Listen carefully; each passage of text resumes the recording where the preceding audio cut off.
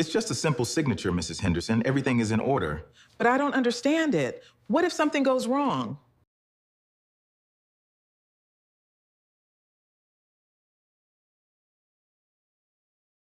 No. What? What? Are you sure?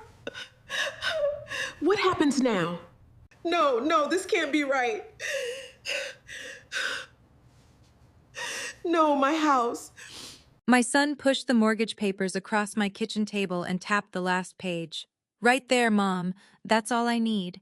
Ryan had told me I was only co-signing so he and Megan could buy their forever home. He promised my retirement was safe. He promised my house had nothing to do with it. I almost believed him. But my late husband had left me one rule: never sign anything involving money before Margaret, our family lawyer, read it. The next morning, Margaret called. Her voice was unusually quiet. Leslie, before we discuss anything else, I need you to answer one question. Did Ryan tell you what happens to your house if he stops making those payments? My hand tightened around the phone. My house. There was a pause. Then he didn't tell you. Before I tell you what Margaret found buried in those papers, tell me what you would have done in my place. Would you confront your son immediately, or keep quiet until you knew the whole truth?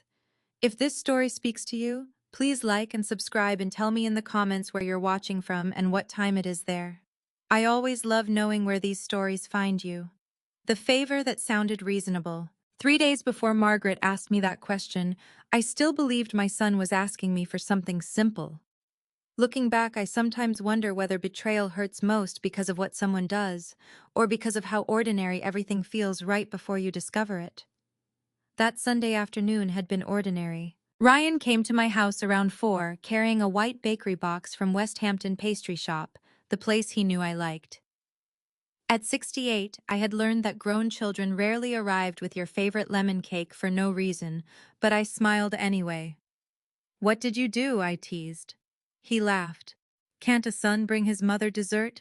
Not when he has 2 children who would fight him for it." He followed me into the kitchen. My house in Richmond, Virginia wasn't extravagant, but it meant more to me than anything I owned. David and I had bought it 34 years earlier when the kitchen had brown cabinets, the roof leaked over the guest bedroom, and we had exactly enough money left after closing to order pizza. We raised Ryan there. David had died 4 years earlier after 39 years of marriage. By then, the mortgage had been paid off for nearly a decade. I had retired from my position as an assistant principal in the Richmond public school system 2 years before David died. Between my pension, Social Security, retirement accounts, and the savings David and I had carefully built, I lived comfortably. Not luxuriously, comfortably. There is a difference, especially when you are approaching 70. I knew exactly what came into my accounts each month and exactly what went out. I didn't need anyone to rescue me financially, and I intended to keep it that way. Ryan knew this. At least I thought he respected it. He sat across from me at the kitchen table while I sliced the lemon cake. "How are Megan and the kids?" "Good." Something about the way he said it made me put down the knife. "What's wrong?" "Nothing's wrong." "Ryan." He smiled. Even at 41, he still had the same expression he had used at 14 when trying to explain why a baseball had gone through our garage window. "All right," he said. "There's something I wanted to talk to you about." I poured coffee for both of us. He began with the children. My grandson Noah was 11. His sister Lily was 8. Ryan explained that their rental townhouse in Henrico was getting too small. I knew that already. Noah and Lily had separate bedrooms, but there wasn't much room beyond that. Their little backyard was barely large enough for a picnic table, and Megan had complained several times about rising rent. "We found a house," Ryan said. The change in his face was immediate. He pulled out his phone and showed me photographs. It was beautiful. A brick colonial in Midlothian with 4 bedrooms, a wide kitchen, a fenced backyard, and a maple tree near the driveway. Ryan swiped to another photograph. "This could be Megan's office." Then another. "Noah already says this would be his room." "You showed the children?" Ryan hesitated. "Just pictures. That should have bothered me more than it did." Instead, I smiled at the image of Lily running through that backyard. "How much?" $685. I looked up. $685,000. "The market is different now, Mom. I know what the market is like." He laughed softly. I forgot I was talking to the woman who still reads the real estate section every Sunday. I read everything on Sunday. For several minutes, Ryan explained numbers. He and Megan both earned good incomes. Ryan ran a small business consulting company. Megan worked in healthcare administration. On paper, he said they could afford the monthly payment. But he sighed. There's always a but with you. There's always a but when somebody brings lemon cake before discussing money. That made him laugh. Then he became serious. Their debt-to-income ratio was the problem. Ryan said his business had carried debt during expansion. Megan still had student loans. They also had 2 vehicle payments. The lender isn't saying no, he explained. They just want additional strength on the application. What does that mean? A cosigner. I stared at him. He reached across the table. Mom, I know how that sounds. Do you? It sounds bigger than it is. That sentence stayed with me later. At the time, it worked. Ryan explained that I wouldn't be making payments. I wouldn't be giving them cash. I wouldn't be living there or sharing ownership responsibilities. They just need your credit profile behind ours. Why mine? Because yours is excellent. That doesn't answer the question. He leaned back. We don't really have anyone else. Megan's parents were still paying their own mortgage. Her father had recently reduced his hours at work. Ryan had no siblings. That left me. I don't know, sweetheart. His face changed. Not anger, disappointment. And somehow that was harder. Mom, I'm not asking you to give us $600,000. I understand. I'm asking you to help us qualify for something we can afford. Then why can't you qualify without me? He looked down at his coffee. Because banks don't see families, they see ratios. That sounded reasonable. Then he said something that didn't. You and Dad bought this house when you were, what, 34, 33? Exactly. Houses didn't cost $700,000 then. Our salaries didn't look like yours either. I know. His voice softened. But you had a chance to build something. Equity, security, a real home. I heard what he was saying beneath the words. You had help from a different economy. Why shouldn't you help me now? Perhaps he didn't mean it as guilt, but guilt arrived anyway. I thought about Noah doing homework at a proper desk instead of the kitchen counter. I thought about Lily having a backyard. Then Ryan showed me another picture. The dining room. Imagine Thanksgiving here. That one got me. For years after David died, family holidays had felt slightly unfinished. I could picture all of us around that table. I sighed. What exactly would I have to do? Ryan's shoulders relaxed. Mostly paperwork, mostly financial disclosures, credit authorization. Then you'd sign the guarantee with the mortgage package. Guarantee. That's just the legal word. I looked at him. Legal words usually exist for a reason. He smiled. That's my assistant principal mother. Retired assistant principal. You never retired from interrogations. I smiled too. That was how easily serious things became harmless between us. He reached for another piece of cake. There is one thing, though. My fork stopped halfway to my plate. What the lender might need: documentation showing your assets. What assets? Retirement accounts. Savings. Maybe proof your house is paid off. I frowned. My house standard underwriting, Mom. Why would they care whether my house is paid off? Because it shows financial strength. He answered quickly. Too quickly, I realized now. But I had never had a reason to listen for dishonesty in my son's voice. That changes everything. When you trust someone, you interpret hesitation generously. You explain away inconsistencies. You don't examine every sentence like evidence. Ryan was my child.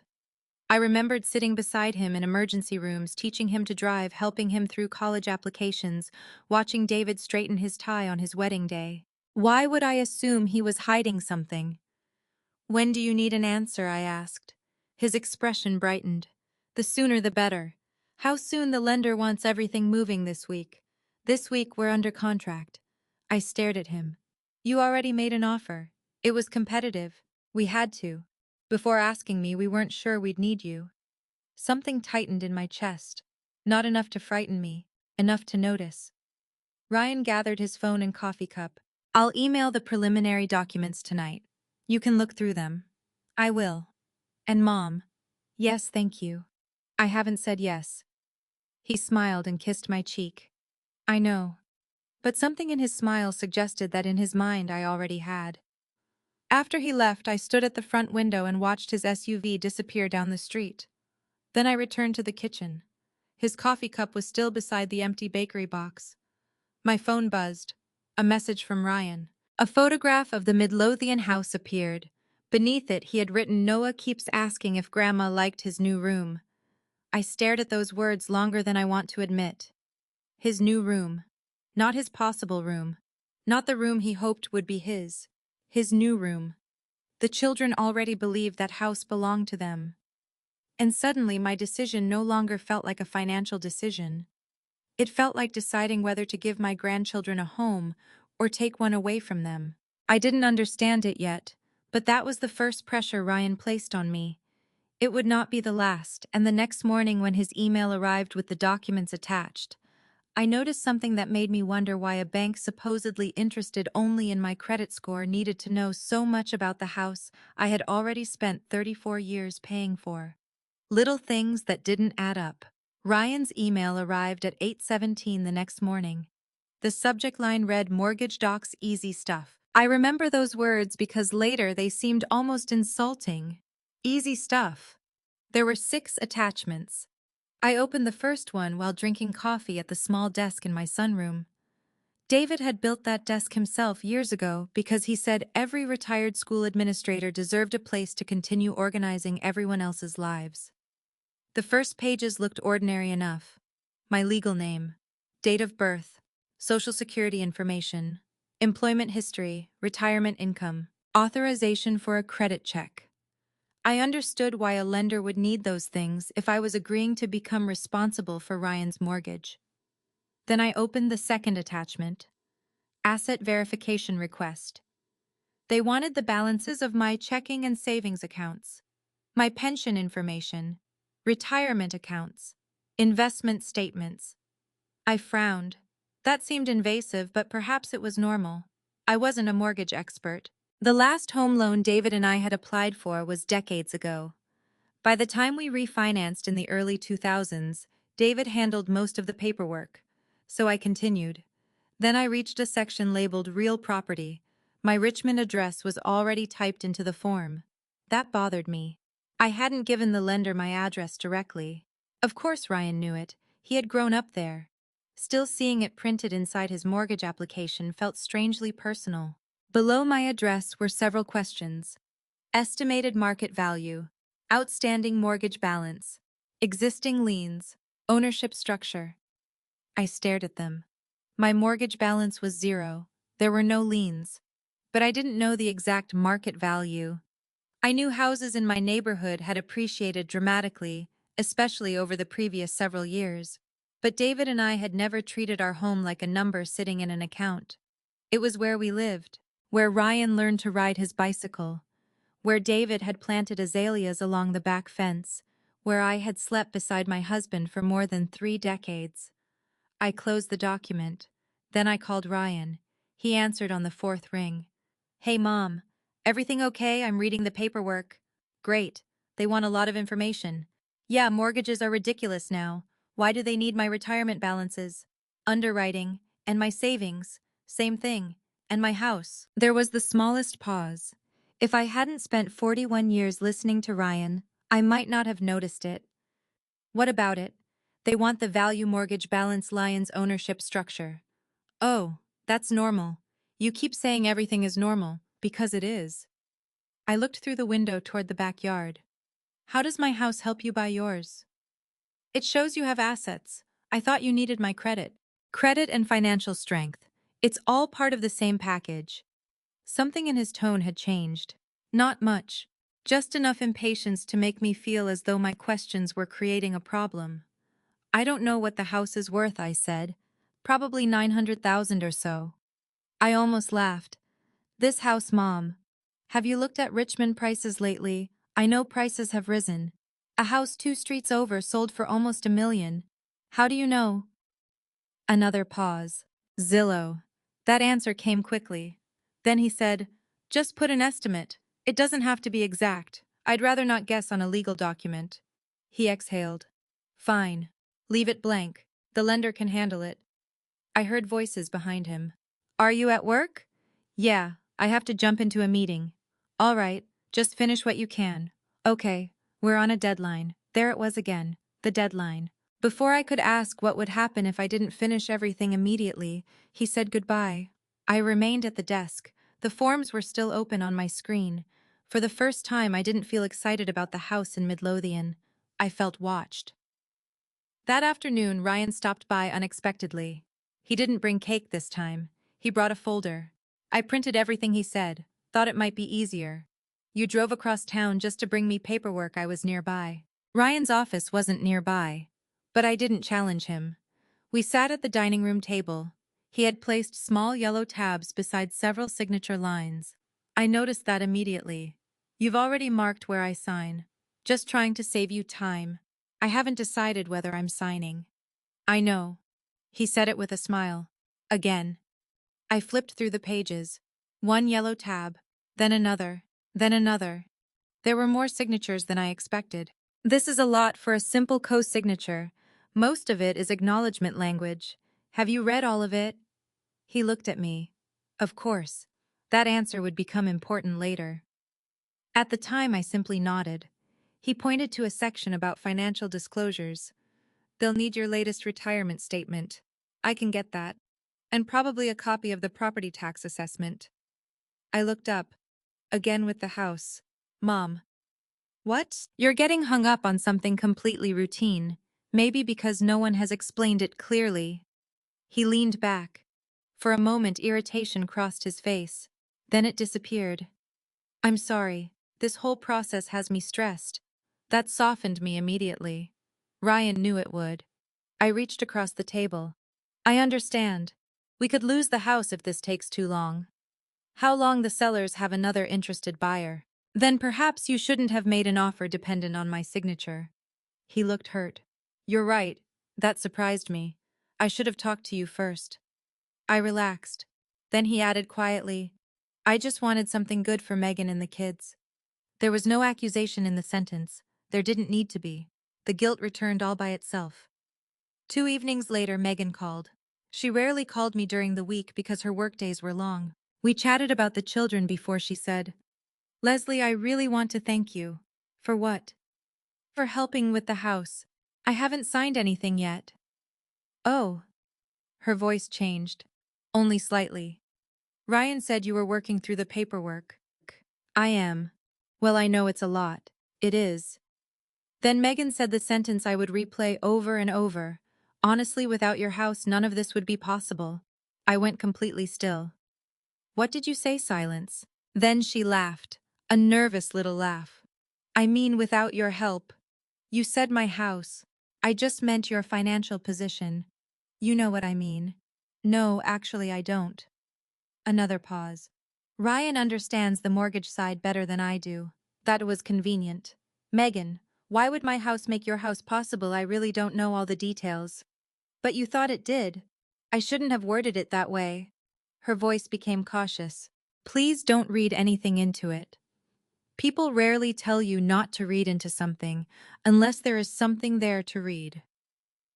After we ended the call, I walked slowly through my home, past the dining room where Ryan had marked the documents with yellow tabs, past the staircase where David had once spent an entire Saturday repairing a loose railing because he refused to pay someone else to do what he called a 20-minute job.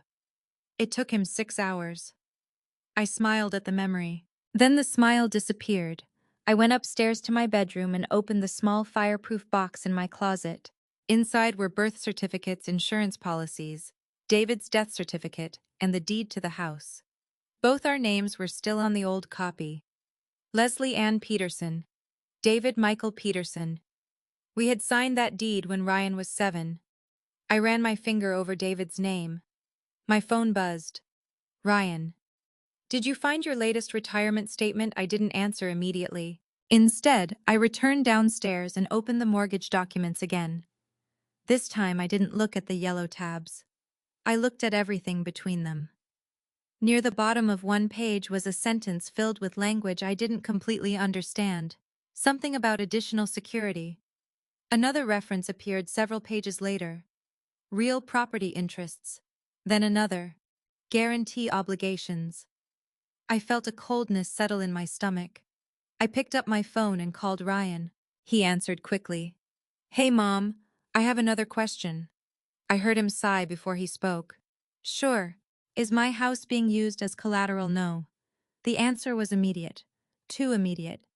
Then why does Megan think your mortgage depends on my house? Silence. Mom. Megan doesn't understand financing. Do I? What does that mean? It means I don't like signing documents I don't understand. You're overthinking this. Maybe. You're not going to lose your house. That wasn't what I had asked. I noticed that too. Ryan, I'm going to have Margaret look at these papers. This time the silence lasted much longer. Margaret, yes. Your lawyer, yes. Why? The question surprised me. Because she's my lawyer. Mom, that's unnecessary. If everything is routine, she should tell me exactly that. Ryan's voice hardened. Bringing an attorney into this could slow everything down. I thought these were easy documents. They are. Then there shouldn't be a problem. Another silence. When Ryan finally spoke, his voice was controlled. Just don't let her turn this into something it isn't. After we hung up, I stared at the phone. For the first time since my son had walked into my kitchen carrying lemon cake, I stopped wondering whether I was being overly cautious. Instead, I began wondering why Ryan was so afraid of someone else reading the paperwork. And that question frightened me far more than anything written on those pages. My husband's one rule. Ryan's words stayed with me all night. Just don't let her turn this into something it isn't. I lay awake, staring at the ceiling, wondering why that sentence bothered me so much. Margaret Ellis had been our attorney for almost 20 years. She had handled the refinancing of our home, reviewed David's business contracts, prepared our wills, and guided me through the paperwork after his death. Ryan knew her. He had sat across from her after David's funeral while she patiently explained the estate documents to both of us. So why would he be worried about Margaret reading a routine mortgage agreement? Around 2 in the morning, I got out of bed. I went downstairs, made tea, I barely touched, and sat at the kitchen table where Ryan had placed those yellow tabs. The folder was still there. I opened it. For several minutes, I tried reading the legal language again. Guarantee obligations, additional security, real property interests. Most of it sounded as though it had been deliberately written to make ordinary people give up halfway through. David never gave up halfway through. That thought made me smile. My husband had been one of the most patient men I ever knew when paperwork was involved. He could spend 40 minutes reading the warranty for a lawnmower. Once, when we were refinancing our mortgage, the loan officer joked that David was the only customer who had ever asked him to explain the definition of successor. David didn't laugh.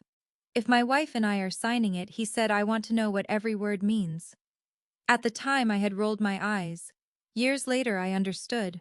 His caution came from something that happened to his older brother, Charles. Charles had co-signed a business loan for his daughter in the late 1990s. She was opening a small restaurant. The family believed it was practically risk-free. Charles certainly did. He told David, "It's just my name on paper." The restaurant failed within 18 months. Charles spent years paying down debt that wasn't his. He delayed retirement, refinanced his house, and nearly destroyed his marriage, trying to protect his daughter from the consequences. David never forgot it. Neither did I. One evening after visiting Charles, David had sat beside me on our porch and said, "Promise me something. What if Ryan ever needs financial help when he's grown? We help him because we choose to, not because we're pressured. Ryan is 12. He won't always be 12." I laughed. David didn't. "And if anybody ever puts a serious financial document in front of either of us," he continued, "we don't sign it because someone says it's urgent. We have somebody independent read it. You mean Margaret. Margaret, another attorney, whoever. Someone who isn't benefiting from our signature." I had promised. For years that promise had seemed unnecessary. Until now. The next morning I called Margaret's office. Her assistant recognized my voice immediately. "Good morning, Mrs. Peterson." "Good morning, Claire. Is Margaret available sometime this week?" "What kind of matter?" I looked at the folder. "A mortgage guarantee." There was a brief pause. Your mortgage, my son's. Claire's tone changed just enough for me to notice. I'll check. She returned less than a minute later. Margaret can see you tomorrow at 10. That quickly she had a cancellation. I suspected Margaret had made room. Thank you. I emailed the documents immediately. Then I tried to go about my day. I went grocery shopping. I picked up dry cleaning. I stopped at the library. But everywhere I went, my thoughts returned to Ryan. Had I embarrassed him by involving an attorney? Was I treating my own son like someone I didn't trust? By lunchtime, guilt had begun competing with suspicion. Then Ryan called. Did you send the paperwork to Margaret? I stopped pushing my grocery cart. How did you know? I called to check whether you'd completed everything. The broker said they're still waiting. I told you yesterday I was sending it to her. I thought you were just upset. I wasn't upset. You sounded upset. I was concerned. Mom, we're running out of time. There it was again. Time. Always time. How much time the sellers want confirmation that financing is moving forward by Friday? It's Tuesday. Exactly. Margaret is seeing me tomorrow. He was silent. Tomorrow, yes. Can't you just sign the preliminary authorization today? No. It isn't even the final guarantee. Then waiting one day shouldn't matter. Ryan lowered his voice. Mom, every delay makes us look weak to the seller. Then tell them your co-signer is reviewing the documents. You don't understand how competitive this is. Perhaps I don't.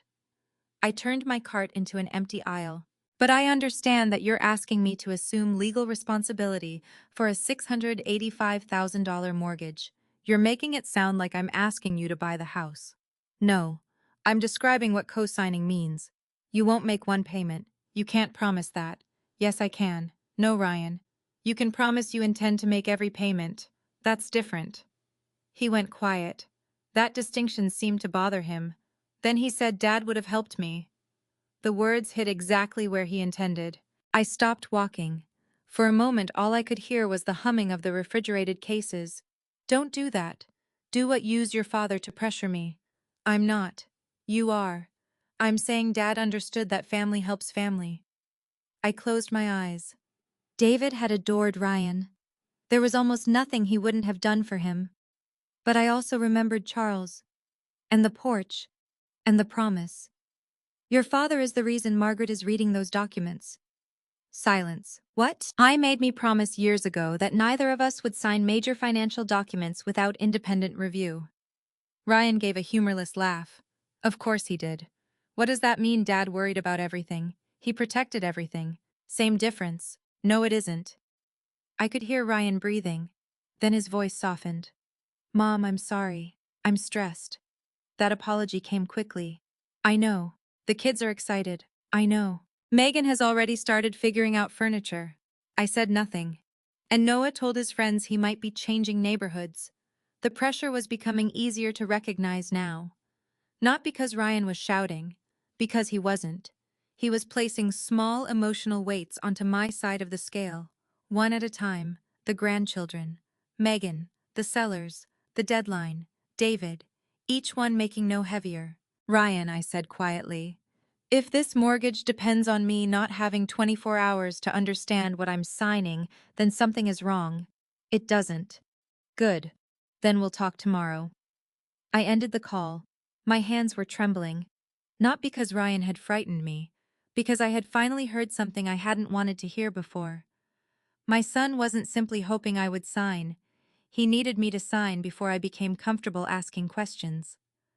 That afternoon, Margaret called. I've started reviewing the documents, and I'd rather discuss them in person. My stomach tightened. That doesn't sound encouraging. I don't want to reach conclusions until I've read everything. Is something wrong? Another pause. Leslie, don't sign anything.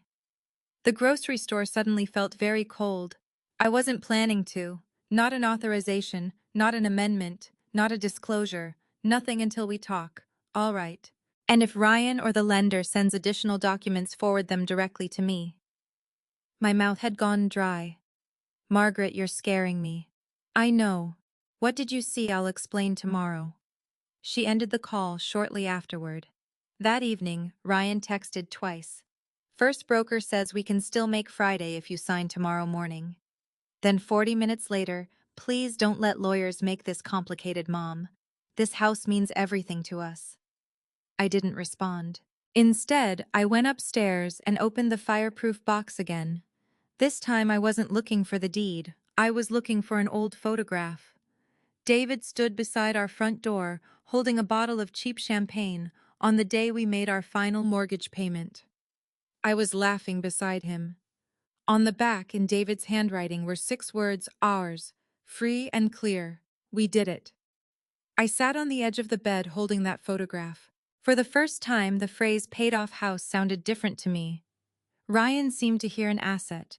A lender might hear collateral, but David and I had heard freedom. The following morning, I arrived at Margaret's office 10 minutes early. She was already waiting. The mortgage documents were spread across her conference table. Several pages had red flags attached. Not 1, not 2, at least 9. Margaret closed the door behind me. Then she sat across from me and folded her hands. Leslie, she said, before I explain these documents, I need you to tell me exactly what Ryan said you were agreeing to. I swallowed. To co-sign his mortgage. Anything else? No. Did he tell you your house was part of the security package? My heartbeat changed. No. Margaret looked down at the documents, then back at me. All right, she said quietly. Then we have a serious problem. And in that moment, I knew my husband's old rule had just protected me from something I still didn't fully understand. The clause Margaret did not begin by explaining the red flags. Instead, she pushed a legal pad toward me and asked me to write down in my own words what Ryan had told me. I stared at the blank yellow paper. Why? Because right now I don't want the language in these documents influencing your memory. That frightened me more than anything she could have said. So I wrote, Ryan needs me as a co-signer because of his debt-to-income ratio. I will not make the monthly payments. My credit and financial strength will support the application. My house is not part of his mortgage. I stopped there. Margaret read the page twice. Did he specifically tell you that last part? Yes. When 2 nights ago. I asked him directly whether my house was being used as collateral, and his answer no. Margaret placed the legal pad beside the mortgage documents. Then what he told you does not match what you've been asked to sign. For several seconds I couldn't speak. Margaret turned the paperwork toward me. Let me explain this without the legal language. Please. You are being asked to do more than co-sign the primary mortgage. She pointed to a paragraph halfway down one page. The financing package includes an additional guarantee structure. Under certain conditions, your real property can be pledged as additional security supporting Ryan's obligations. I stared at her. My real property, your house. The room became very quiet. I looked down at the paragraph. I recognized some of the words from the night before. Cross-collateral, additional security, guarantee obligations. They had been sitting there the entire time. I simply hadn't understood what they meant together. But Ryan said no. I understand. He said my house wasn't collateral. Margaret nodded. That is why I'm concerned. I stood and walked toward the window. Her office overlooked a busy Richmond street. Cars moved below us. Someone was walking a golden retriever. 2 women came out of a coffee shop laughing. Everything outside looked normal. Inside that office, my understanding of my son was beginning to come apart. What exactly could happen? I asked. Margaret chose her words carefully. If everything goes perfectly, perhaps nothing. That sounds like what Ryan keeps saying. And that's not how responsible legal advice works. I turned toward her. So tell me what happens if everything doesn't go perfectly. She pointed to another section. If Ryan defaults under the conditions described here, the lender could pursue the guarantors and potentially enforce claims connected to the additional security. You mean they could take my house? I would not describe foreclosure as automatic. There are procedures, rights, and specific triggering conditions. But yes, Leslie, signing this package could expose the equity in your home. My knees suddenly felt weak. I sat down again. David and I had spent 24 years paying that mortgage. 24 years. There had been years when we postponed vacations. Years when David drove the same Buick long after the air conditioning stopped working properly. Years when I brought lunch to school instead of buying it because we were making extra principal payments. And now my son had placed papers in front of me that could attach his financial decisions to the one thing David and I had worked hardest to protect. He knew. I can't tell you what Ryan knew. He marked the signature pages. Margaret looked at me. What? He brought printed copies to my house. Yellow tabs showed me where to sign. Did he say he'd read the documents? Yes. Her expression changed. Only slightly, but I saw it. What? Nothing yet. Margaret, I don't want to accuse your son without evidence. But she removed another page from the stack. There is more. Of course there was. By then I almost expected it. She placed the page in front of me. At the top was information about my Richmond property, address, lot information, tax assessment, estimated market value. I leaned closer. $940,000. I read the number twice. Where did that come from? That is what I was going to ask you. I don't know. Did you order an appraisal? Num? Did you authorize a broker price opinion? Num? Have you spoken to anyone from the mortgage company about your home? Never. Has anyone visited the property? Not that I know of. Margaret tapped the page. Yet someone has provided a valuation. I felt a chill. Ryan had estimated $900,000 when I asked him what my house might be worth. At the time I assumed he had looked at Zillow. Now the number in front of me was far more precise. $940,000. Could they have gotten it online? Possibly. Automated valuation models are common. Then maybe that's all it is. Maybe. The way Margaret said it told me she wasn't satisfied. She flipped several pages. The concern is that your property isn't merely listed as an asset. It appears repeatedly in the sections relating to additional security. My stomach tightened. So somebody knew it mattered. Yes. And that person wasn't me. No. I looked at the paperwork again. For years I had signed school contracts, pension forms, insurance documents, tax returns. I wasn't careless. But I wasn't a lawyer either. If Margaret hadn't read these pages, I might have trusted the yellow tabs. Sign here, initial there, date here. I imagined myself doing exactly that. Then driving home, making dinner, going to bed, never understanding that my house had quietly become part of my son's financial arrangement. How much would I be responsible for?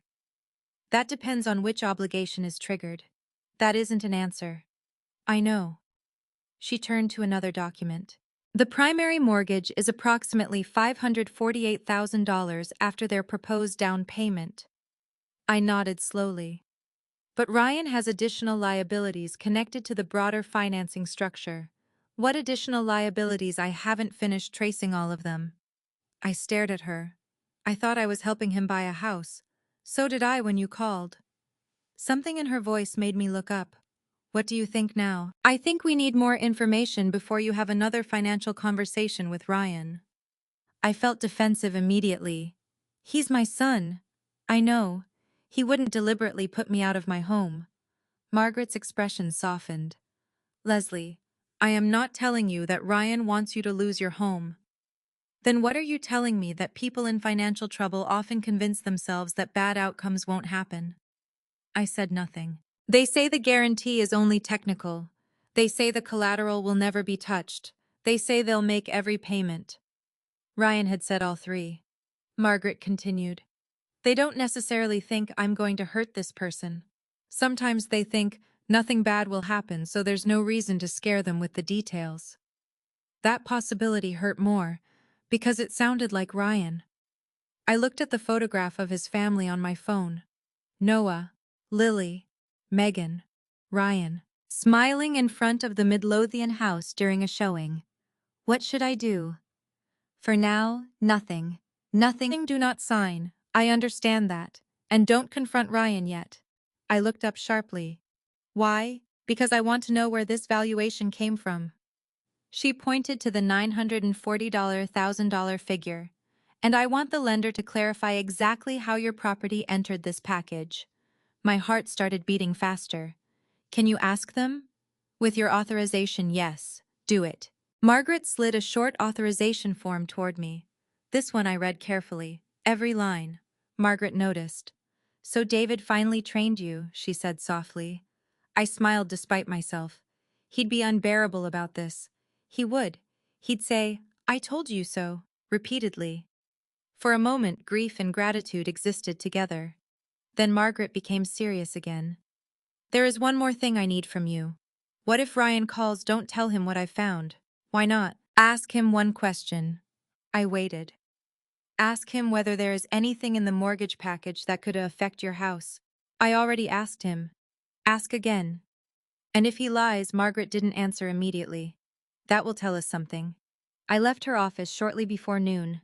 Ryan called before I reached my car. His name appeared on my screen. For several seconds I simply watched it ring. Then I answered. "Hi, sweetheart." "Hey, Mom. How did it go with Margaret?" I looked back at the building. "Interesting. What does that mean?" She had questions. Ryan became quiet. What kind of questions? I remembered Margaret's instruction.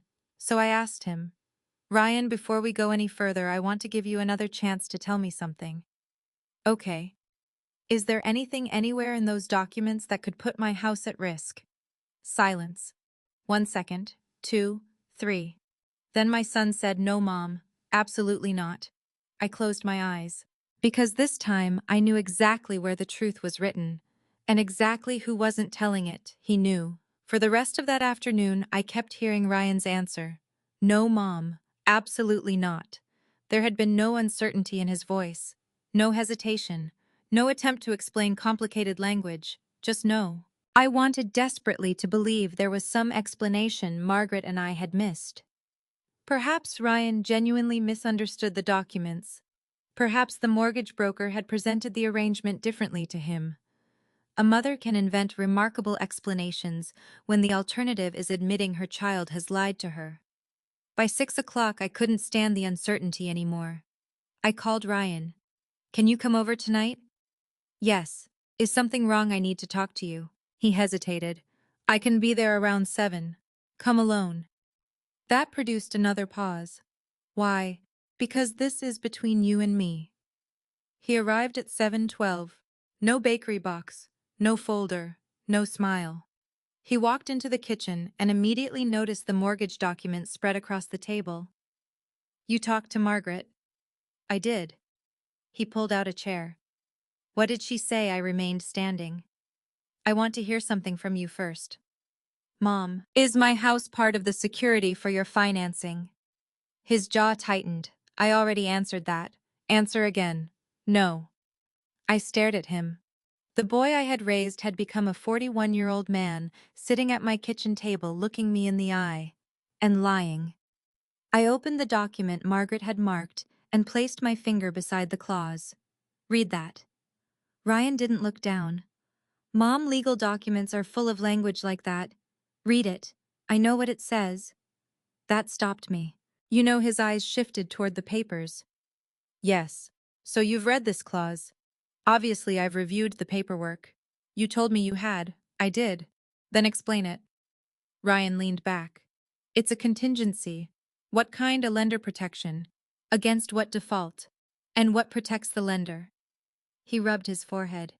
"This is exactly what I was afraid Margaret would do.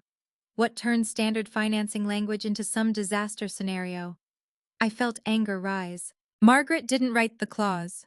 "No, but lawyers are trained to imagine the worst possible outcome. They're trained to tell clients what they're signing. You're not going to lose your house. Again." The promise he could not possibly make. I sat across from him. "That isn't what I asked." "What do you want me to say? The truth." "I am telling you the truth." "No, Ryan. You're telling me what you think will happen. I am asking what I am legally agreeing could happen." He looked away. That was the moment I knew, not suspected, knew. "Your house is listed as additional security," he finally said. The words were quiet, almost casual, as if saying them softly might make them smaller. I stared at him. "So when I asked you this afternoon whether anything in those documents could put my house at risk, it isn't realistically at risk, you said no, because practically speaking it isn't. You said no." "Mom, you lied." His face hardened. "I didn't lie. What would you call it? I simplified something you were already getting unnecessarily anxious about." For several seconds I couldn't speak. Simplified. That was the word he chose. You decided I didn't deserve to know. That isn't what I said.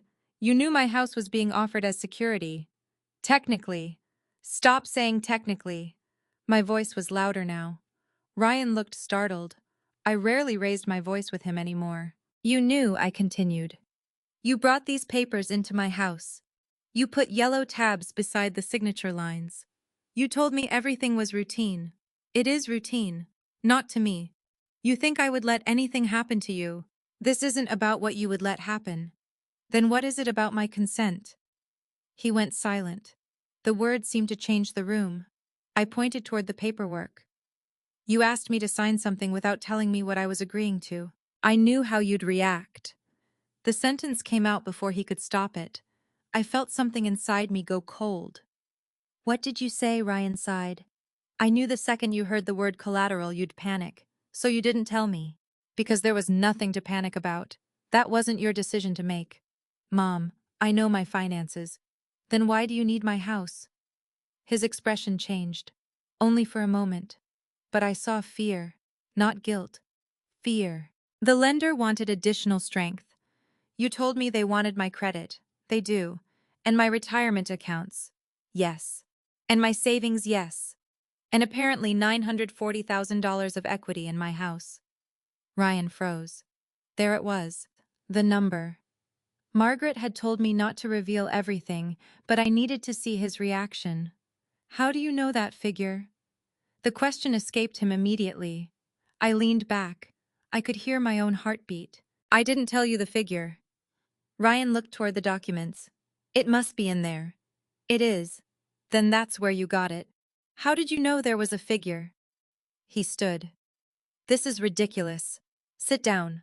I have work tomorrow. So do millions of people. Sit down.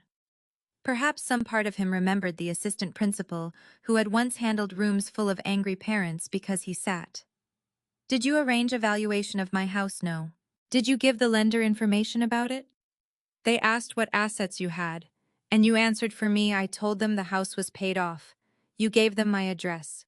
Obviously, they needed the address. Did you give them permission to value it? No. Did you ask someone what it was worth? He hesitated. I looked at comparable sales.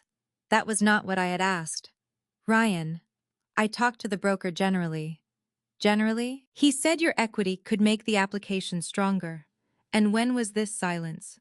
Before or after you asked me to co-sign? He rubbed both hands over his face. Before. The word nearly broke my heart. Before. Before the lemon cake. Before the photographs. Before Noah's supposed new bedroom. Before he sat at my kitchen table pretending the bank had suddenly asked for additional information. He had already discussed my home with the broker. How long before? A couple of weeks. I stared at him. You discussed using my house 2 weeks before you asked me for permission. I didn't discuss using it. I asked what options existed, without me. I was trying to understand the financing, using my property. You're making this sound sinister. What would make it sound better? He stood again. I am trying to buy a home for my family. And I wanted to help you. You still can. I almost couldn't believe he said it. After this, nothing has changed. Everything has changed. His face tightened. Because Margaret scared you. No, I gathered the documents. Because you lied to me. I protected you from unnecessary details. I looked at him for a long time. Then I finally understood what frightened me most. Ryan truly believed that sentence. He believed that because he intended to make the payments, my right to understand the risk was optional. You need to leave, I said. Mom. Tonight, Ryan. What about the mortgage? I am not discussing the mortgage tonight. The sellers need confirmation Friday. Then you have until Friday to find another solution. His face went pale. You can't do that. I haven't done anything. You know we'll lose the house without you. There was the truth again. Not my credit. Not merely my signature. Me. My assets. My security. You should have thought about that before hiding the clause. Ryan grabbed his jacket. At the doorway he turned. Dad would have trusted me. The words hurt. But this time they didn't control me. Your father trusted you, I said. He also taught me to read before I signed. Ryan left without answering. I stood in the hallway listening to his car pull away. Then I called Margaret. He knew. She was silent for a moment. How much did he admit enough? I told her about the broker and the valuation discussion. Margaret exhaled slowly. Then tomorrow we find out exactly how much Ryan knew before he ever walked into your kitchen. I looked toward the yellow tabs still sticking from the mortgage documents.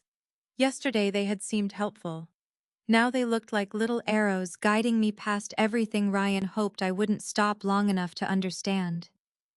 And for the first time, I wasn't afraid of losing the Midlothian house for my son. I was afraid of discovering what else he had been willing to risk to get it. The house wasn't the whole story. Margaret called me at 9 the next morning. I spoke with the lender's attorney. I was standing at my kitchen counter with a cup of coffee I had already reheated twice. And there are things we need to discuss in person. I closed my eyes. You keep saying that. I know. Every time you say it, my day gets worse. I'm sorry. When can you come at 11? I'll be there. I arrived early again. Margaret was waiting in the conference room with a thicker stack of papers than the day before. That alone frightened me. What is all that documents related to the financing structure? I thought you already had the mortgage documents. We did. She gestured toward the chair. These are the documents behind them. I sat. Margaret folded her hands. Leslie, what has Ryan told you about his consulting business? I frowned. Why? Just tell me. I thought for a moment. Ryan had started Peterson Strategic Consulting 6 years earlier. At first it was only him and one assistant. Over time, he hired employees, rented an office, and began advising small companies on operations and growth. He says it's doing well. Anything more specific? He expanded last year. He hired people. How many I don't know.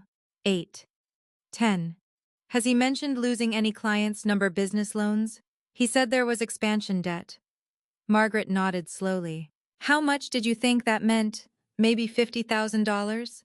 Her expression told me I was wrong. How much?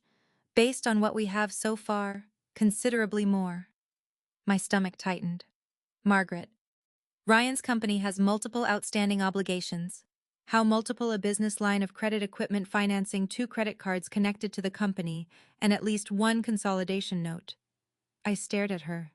How much? We don't have a final figure yet, but the disclosed business-related obligations appear to exceed $200,000. For several seconds I couldn't understand what she had said. 200,000, possibly more. I sat back. Ryan had told me he had expansion debt. That phrase sounded temporary. Responsible. The kind of debt a successful business took on because it was growing. What happened? 2 major clients apparently ended their contracts within the last year. Ryan never told me. His revenue dropped. How much? Enough to affect his borrowing capacity. Suddenly the mortgage made more sense, and less. So the bank isn't worried about Megan's student loans. They may be part of the calculation, but they are not the central problem. I felt embarrassed. Not because I had done anything wrong. Because I had repeated Ryan's explanation to Margaret as if it were fact. He made it sound like they were being punished for having normal debt. That is not the picture I'm seeing. Margaret pulled out another page. The financing package appears designed not simply to purchase the Midlothian property, but to stabilize several other obligations around Ryan's financial position. I stared at her. Explain that. Some debts may be paid or reorganized as part of the broader transaction. There are also guarantees connected to his business. So when he asked me to help him buy a house, I was asking you to strengthen a much more complicated financial situation. I stood and walked toward the window. Again. I was beginning to hate that window. What about Megan? I don't know what she knows. She has a good job. Yes, they make good money. High income doesn't protect people from high spending. That sentence stayed with me. I turned around. What spending? Margaret hesitated. I don't want to make judgments about their lifestyle. Margaret. Some obligations are visible in the credit disclosures you authorized me to review. She began listing them. 2 vehicle loans. One for Ryan's luxury SUV, another for Megan's newer European sedan. Credit card balances, a personal loan. Private school deposits for Noah and Lily for the coming academic year. Travel charges. I remembered photographs from the previous summer. Ryan and Megan in Cabo. The year before that, Disney World. Christmas photographs where the children seemed surrounded by gifts. None of those things had bothered me because I assumed they could afford them. Why wouldn't I? Ryan was always talking about business growth. Megan had been promoted twice. They dressed well, drove nice cars, took vacations. I had mistaken visible spending for invisible stability. How bad is it? Margaret looked at me carefully. Bad enough that I would strongly advise you not to guarantee any of these obligations. I laughed once. There was no humor in it. I think we've passed the point where you need to convince me. I know. But I still don't understand the house. What about it? If they're already in trouble, why buy a $685,000 house? That is a question for Ryan. I thought about the photographs, the brick front, the enormous kitchen, the backyard, the dining room where Ryan wanted me to imagine Thanksgiving. Suddenly it looked different. Not like a family home, like another purchase. Another thing proving everything was fine. I sat down again. Did the lender know about his business problems? They know enough to require additional protection. My protection, your assets. I hated the distinction. My son had looked at everything David and I built and translated it into financial language. Creditworthiness, liquidity, equity, collateral. I thought of David's Buick with the broken air conditioning. We had been careful because we believed security meant freedom. Ryan seemed to believe security meant unused borrowing capacity. My phone vibrated on the table. Megan. I ignored it. Then a text appeared. Please call me. Ryan says you're backing out and we may lose everything. Everything. Not the house. Everything. I showed Margaret. She read it and handed the phone back. Do you want to call her? Not yet. Another message arrived. The kids don't understand what's happening. That one hurt. I closed the screen. Why do people always bring the children into things when adults make bad decisions? Margaret didn't answer. She didn't need to. On the drive home, I thought about every conversation Ryan and I had shared over the previous year. There had been clues. He had complained that a client was being difficult. He had mentioned a contract being delayed. Once at Thanksgiving, I overheard him telling Megan they needed to move money before Monday. I had assumed it was business. Technically it was. I simply hadn't understood what kind. When I reached home, Megan's car was parked outside. She was sitting on my front steps. I pulled into the driveway. She stood immediately. Her face looked exhausted. We need to talk. I unlocked the door without answering. She followed me into the kitchen. Ryan says you changed your mind. I learned what I was actually being asked to do. He said your lawyer exaggerated the risk. Did Ryan tell you about the clause involving my house? Megan looked confused. What clause? I watched her carefully. The additional security. She blinked. I thought you knew about that. My heart sank. You knew Ryan said it was part of the arrangement. And you were comfortable with it, he told me you offered. The room went silent. What Megan's face changed. He said you wanted to help us get approved. I agreed to consider co-signing. No. She shook her head. He told me you had already discussed using the equity because you wanted the kids to have stability. I gripped the back of a chair. He told you that, yes. When? Before we made the offer. Before. Again. That word. Megan stared at me. Leslie, what exactly did Ryan tell you? I looked at my daughter-in-law and realized that my son hadn't simply hidden information from me. He had built two different stories. One for his wife, one for his mother. And both stories had been designed to lead to the same place. My signature. What Megan thought I knew. For several seconds, Megan and I simply stared at each other.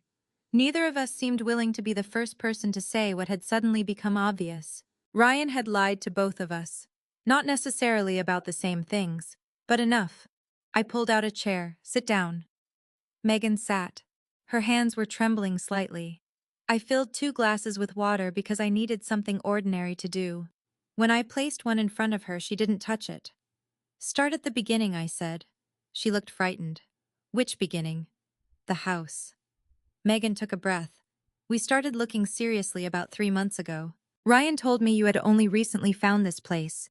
We only recently found this particular house, but we've been looking. Why didn't you tell me? I thought Ryan had. That sentence was becoming familiar. What did he tell you about financing at first that we could qualify? Without me? Yes. What changed? She looked down. The business. I waited. Ryan lost the Harwood account last fall. I had heard the name before. Harwood Manufacturing had apparently been one of Ryan's largest clients. He told me they reduced their contract. Megan shook her head. They ended it. And the other client? Her eyes lifted. You know about that, Margaret found enough. Megan rubbed her forehead. Calder Medical left in February.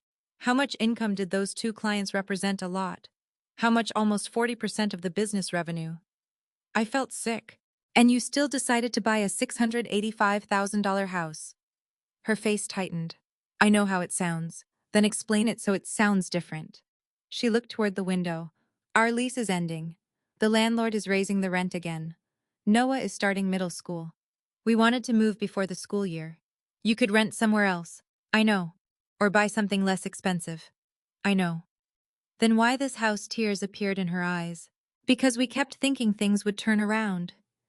There it was. Not evil. Not cruelty. Denial. Ryan had been telling her new contracts were coming. A large proposal was supposedly close to approval. Another former client might return. Every month the recovery seemed 1 month away. Meanwhile, they continued living as though the lost income had never disappeared. I thought about Margaret's words. High income doesn't protect people from high spending. Did you know about the business debts? Some. How much did you think there was? Megan hesitated. Maybe 120,000. It may be over 200. Her face went pale. What you didn't know, no. I believed her. That frightened me even more. What did Ryan tell you about my involvement? Megan finally took a sip of water. He said the mortgage broker suggested family support. What kind of support? At first, co-signing. That part is true. Then he said your house could make the application stronger because it's paid off. And what did you say? I asked whether you'd agree. And he said he'd already spoken to you. I closed my eyes. When about 2 weeks before we made the offer. Ryan hadn't asked me until after the offer. What exactly did he say I agreed to? Megan swallowed. That you were comfortable using the house as additional security. The words hurt even though I already knew them. I told you I volunteered my house. He said you wanted to help. That isn't the same thing. I understand that now. Did you ever wonder why I never mentioned it? Yes. Her answer surprised me. Then why didn't you ask? Megan looked ashamed.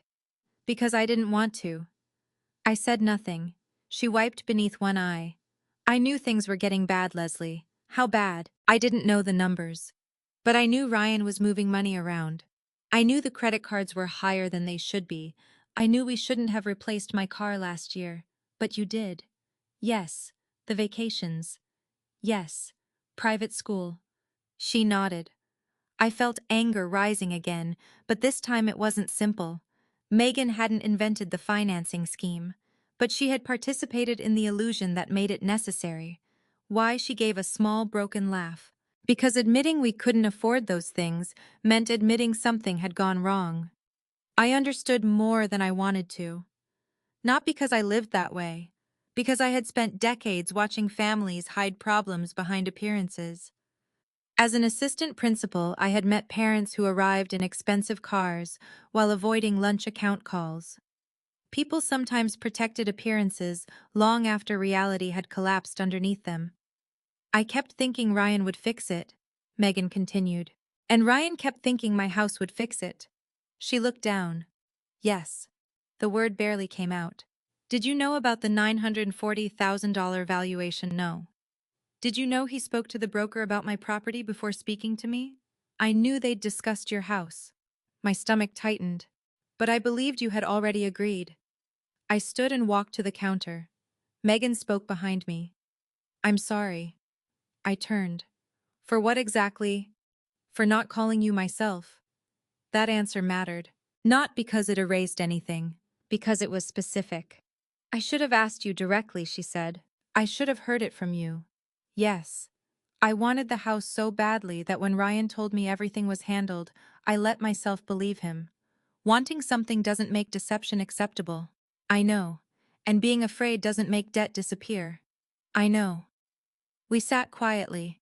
Then Megan said something I hadn't expected. I'm not asking you to sign. I looked at her. If the house falls through, it falls through. Ryan won't agree.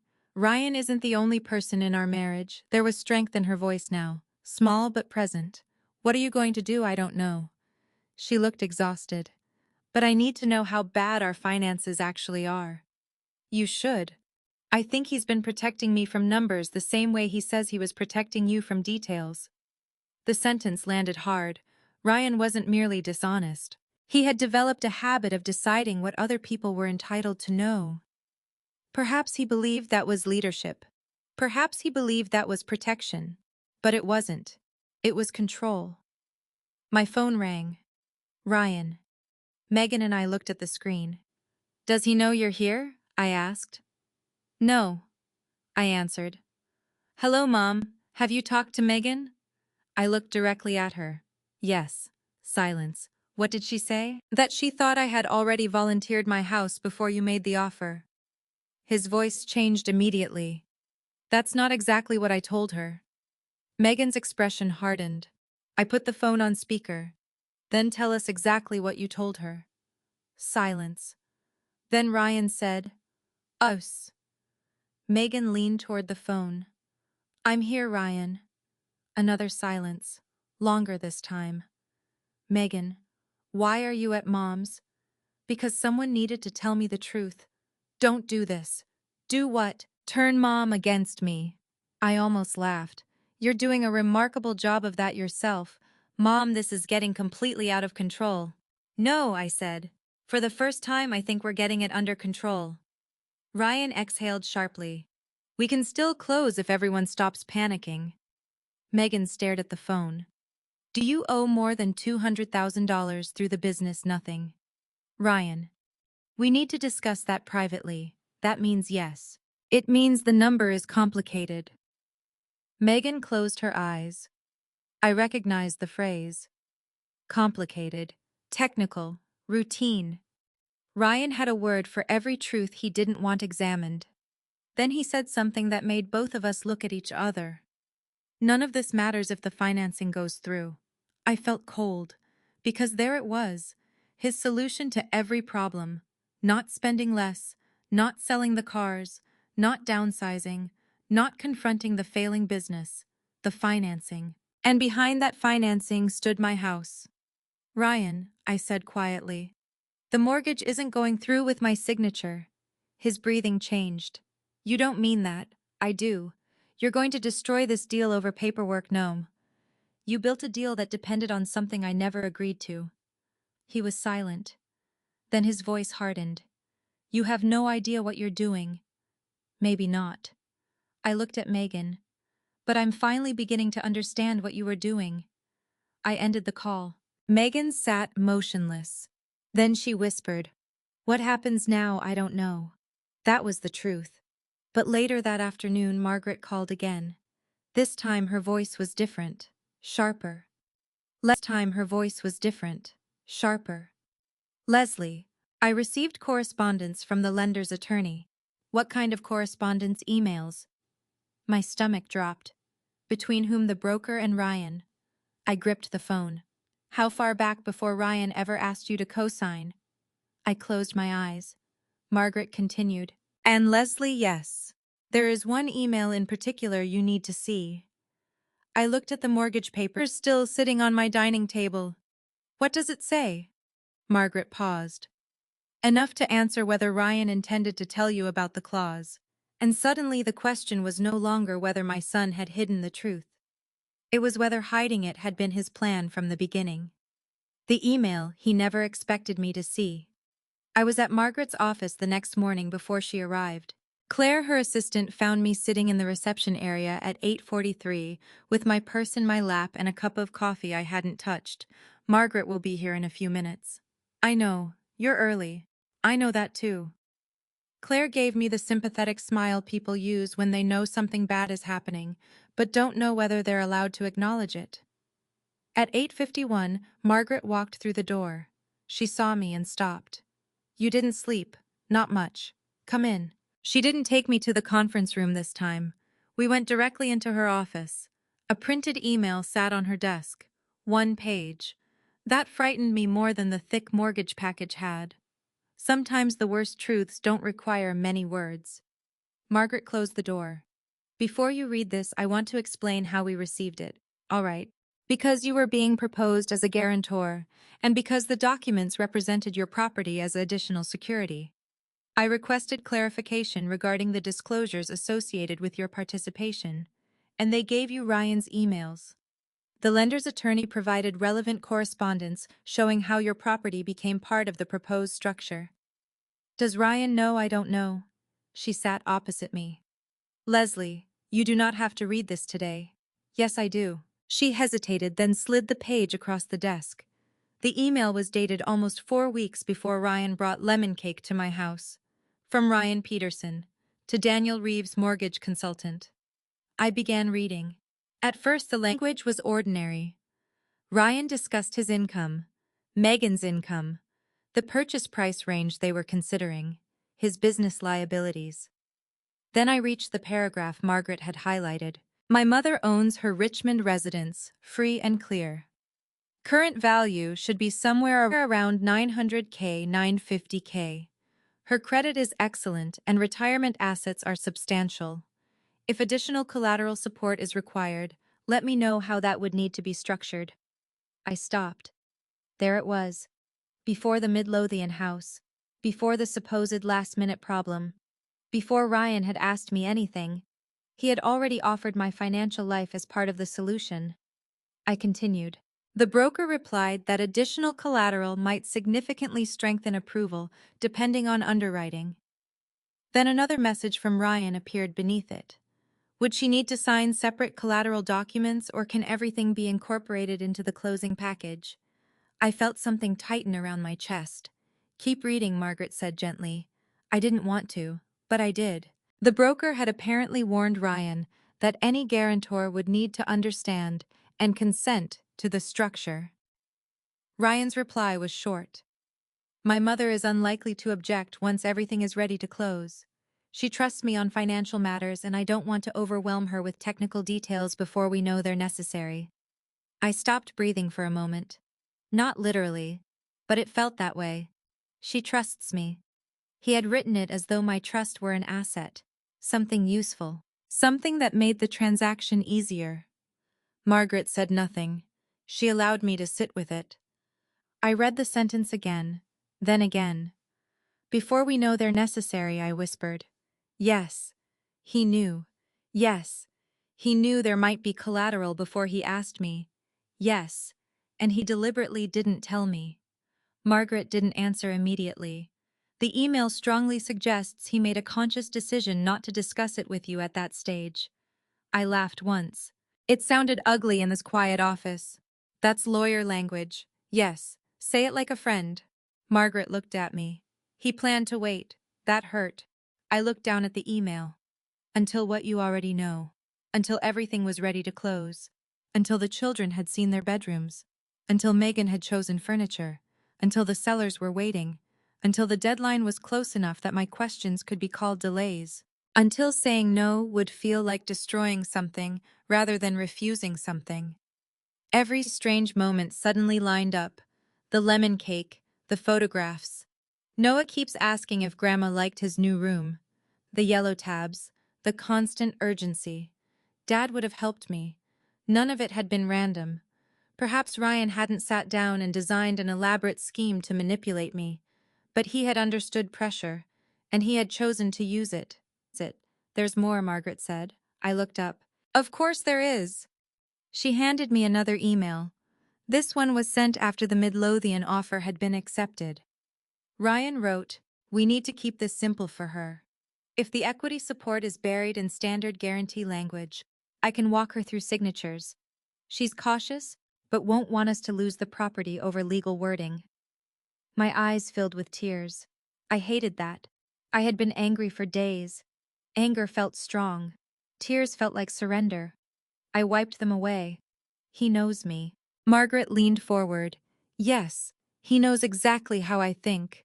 Yes, he knew I'd be afraid of hurting the children. Margaret said nothing. He knew I wouldn't want to be the reason they lost the house. Yes. And he counted on that. This time Margaret answered. Yes. I pushed the papers away. For several minutes neither of us spoke. Then I asked the question that had been sitting beneath all the others. Did I raise him to be this way? Margaret's expression changed immediately. Leslie, did I know? You don't know that. I know you've helped him. Too much, possibly, sometimes. That honesty was why I trusted her. I looked toward the window. When he was 26, David and I paid off his last college loan. I remember. When he started the business, we gave him $25,000. Yes. When Noah was born, I helped with daycare. You were his mother. Maybe every time life became uncomfortable, I softened it. That is different from teaching him to deceive you, but maybe he learned I'd always catch him. Margaret shook her head. Then this may be the moment he learns you won't. I looked at the emails again. What do I do with these? For now, keep copies. Can I show Megan? They relate to a transaction in which you are directly involved. But emotionally, I'd advise you to think before turning this into a family confrontation. I nodded. I understood. Then my phone rang. Ryan. I almost declined it. Margaret watched me. Answer if you want.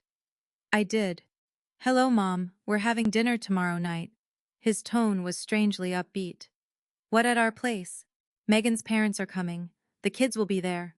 I think everyone needs to calm down and talk. I looked at Margaret. Talk about what? The house. I've told you my position. You've been hearing one side Margaret's. I almost laughed. She read your documents. Exactly. Lawyers see liability everywhere. And what do you see? A family trying to buy a home. The simplicity of his answer stunned me. Ryan, are you still expecting me to sign a pause?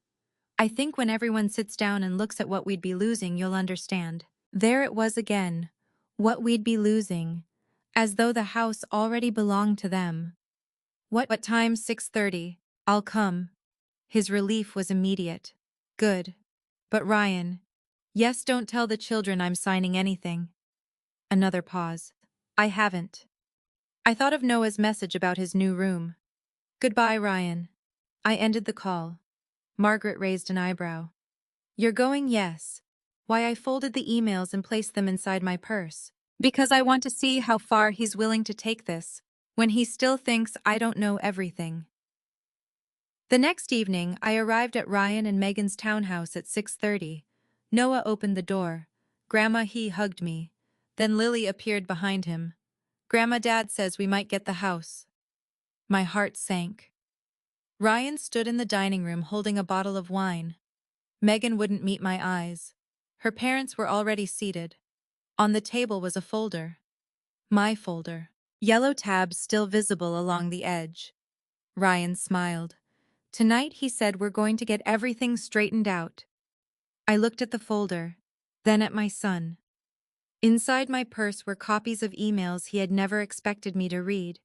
And for the first time since this began, Ryan wasn't the only person at the table who knew something the other didn't. Ketuk Fan 9. The dinner where everyone expected my signature. Ryan had arranged the dinner like a celebration. That was the first thing I noticed. There were flowers in the middle of the table. A bottle of red wine had already been opened. Megan had made roast chicken, mashed potatoes, green beans, and the chocolate cake Noah loved. Nothing about the evening looked like a family meeting about a collapsing mortgage application. It looked like we had already won. Grandma, come see something. Lily grabbed my hand before I had even taken off my coat. She pulled me toward the living room where an architectural floor plan was spread across the coffee table. Colored sticky notes covered it. This is my room. She pointed upstairs. And Noah gets this one. Noah appeared beside us. I called it first. You only want it because it has the bigger closet, Lily complained. I don't care about closets. Yes, you do. I smiled because they were children. None of this was their fault. Then Lily pointed downstairs. And Dad says this room can be your room when you sleep over. I looked toward Ryan. He was watching me. For one terrible second, I understood exactly what he was doing. Maybe not consciously. Maybe he had convinced himself this was harmless. But he had allowed his children to build a future around a house he could not buy without my signature. And now I was being invited to disappoint them in person. That's a lovely room, I told Lily. So you'll come. If your parents buy the house, I'll visit. The words were deliberate. If. Ryan heard it. His smile tightened. Megan heard it too. She looked down. Dinner began 20 minutes later. Megan's parents, Susan and Mark, sat across from me. They seemed uncomfortable, which made me wonder what Ryan had told them. Mark raised his glass. To new beginnings. Noah cheered. Lily copied him. I did not raise mine. Ryan noticed. Mom, I'm fine. We're supposed to toast. I heard. The room became quiet. Megan stepped in quickly. Let's eat before everything gets cold. For the next 15 minutes, conversation stayed safe. School, weather, Noah's soccer practice, Susan's garden. Then Ryan began talking about Midlothian. The inspection came back clean. Mark nodded. That's good. Just a couple minor things. Nothing serious. He turned toward me. And the sellers agreed to leave the patio furniture. How generous. Ryan ignored my tone. The lender says we're still on schedule if we get the remaining paperwork completed tomorrow morning. There it was. I placed my fork down. Susan looked between us. Is there still paperwork outstanding? Ryan answered before I could. Just Mom's final signatures. Just. I looked at him. Is that what you've told everyone? His face tightened. What, that we're waiting on my final signatures? Well, yes. Mark frowned. I thought financing was approved. It basically is. I almost laughed. Basically. Another one of Ryan's words. Megan said quietly. He ignored her. We've had some unnecessary confusion over legal language. Susan looked at me. Is there a problem? Ryan answered again. No. Yes, I said. Silence. Ryan's jaw tightened. Mom, you wanted everyone to talk. I wanted us to clear things up. So do I. I looked around the table. I was originally told I was being asked to co-sign Ryan and Megan's mortgage because their debt-to-income ratio made approval difficult. Mark nodded. That was my understanding. So was mine. Ryan shifted in his chair. That's still what this is. I looked directly at him. Then tell everyone what else I'm guaranteeing. His expression froze. No one spoke. Go ahead, I said. Mom, this isn't the time. You invited me here specifically to discuss it. Not like this. Like what, in front of the kids? I looked at Noah and Lily. For once he was right. They shouldn't be part of this. Megan stood. Kids, why don't you take your cake upstairs? But we haven't eaten it, Noah said. You can have it in the playroom. That solved the problem instantly. 2 minutes later they were gone. I waited until I heard the door close upstairs. Then I turned back to Ryan. Now tell them. He exhaled. The lender included additional security provisions. Susan frowned. What does that mean? Ryan looked at me as if asking me not to continue. I did. It means my paid-off home is listed as additional security. Mark's expression changed. Your house? Yes.